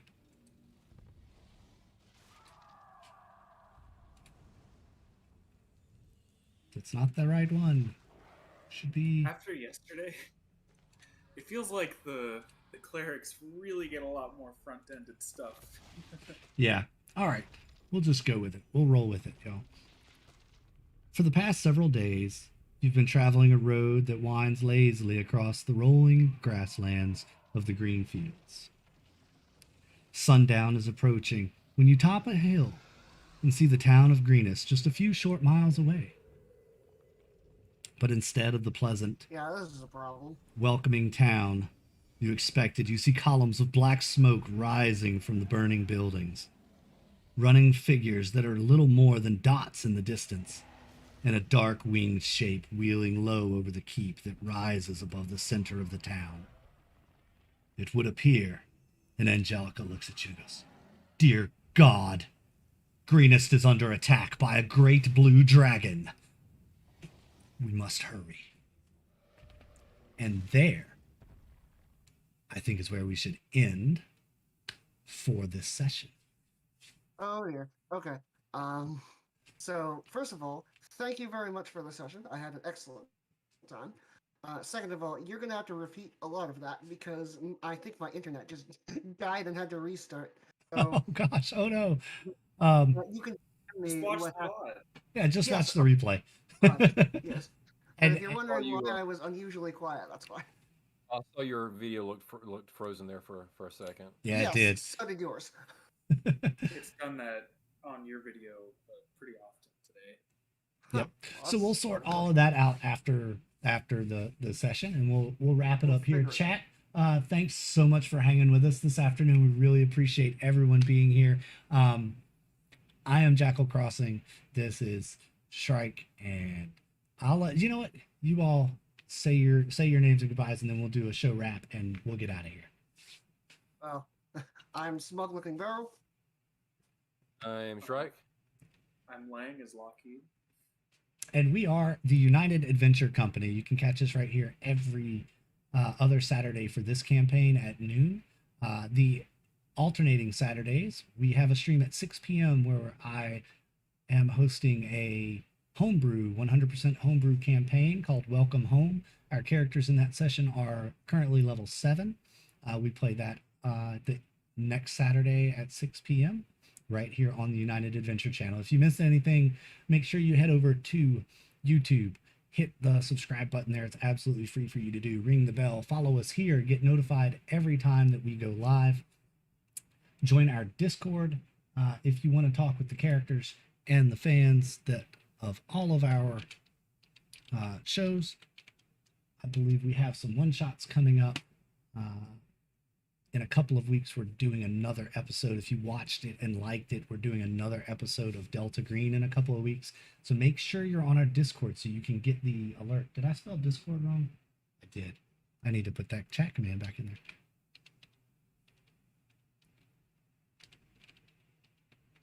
And anybody can do these, by the way. But anyway, there's a link to our Discord right there. Make sure you're in our Discord so you can get the alerts and schedule of when we're going to be playing what. So we're having some one-shot Wednesdays up. We're having a new game series coming out on probably next month. We're going to be playing a new game as well. So make sure you follow us on Discord and all the social medias. We're on Twitter. Find us out there. Follow us right here. We appreciate everyone's tuning in. We love you all very, very much, especially all the follows and subscribes that we got today. You're the best. Big heart. We love you. Something like that. Yep, there you go. But until next time, Stay awesome, everyone. Stay awesome. You can come back here anytime you want and visit us.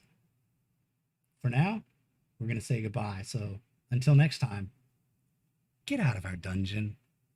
Until next time. Goodbye, everybody.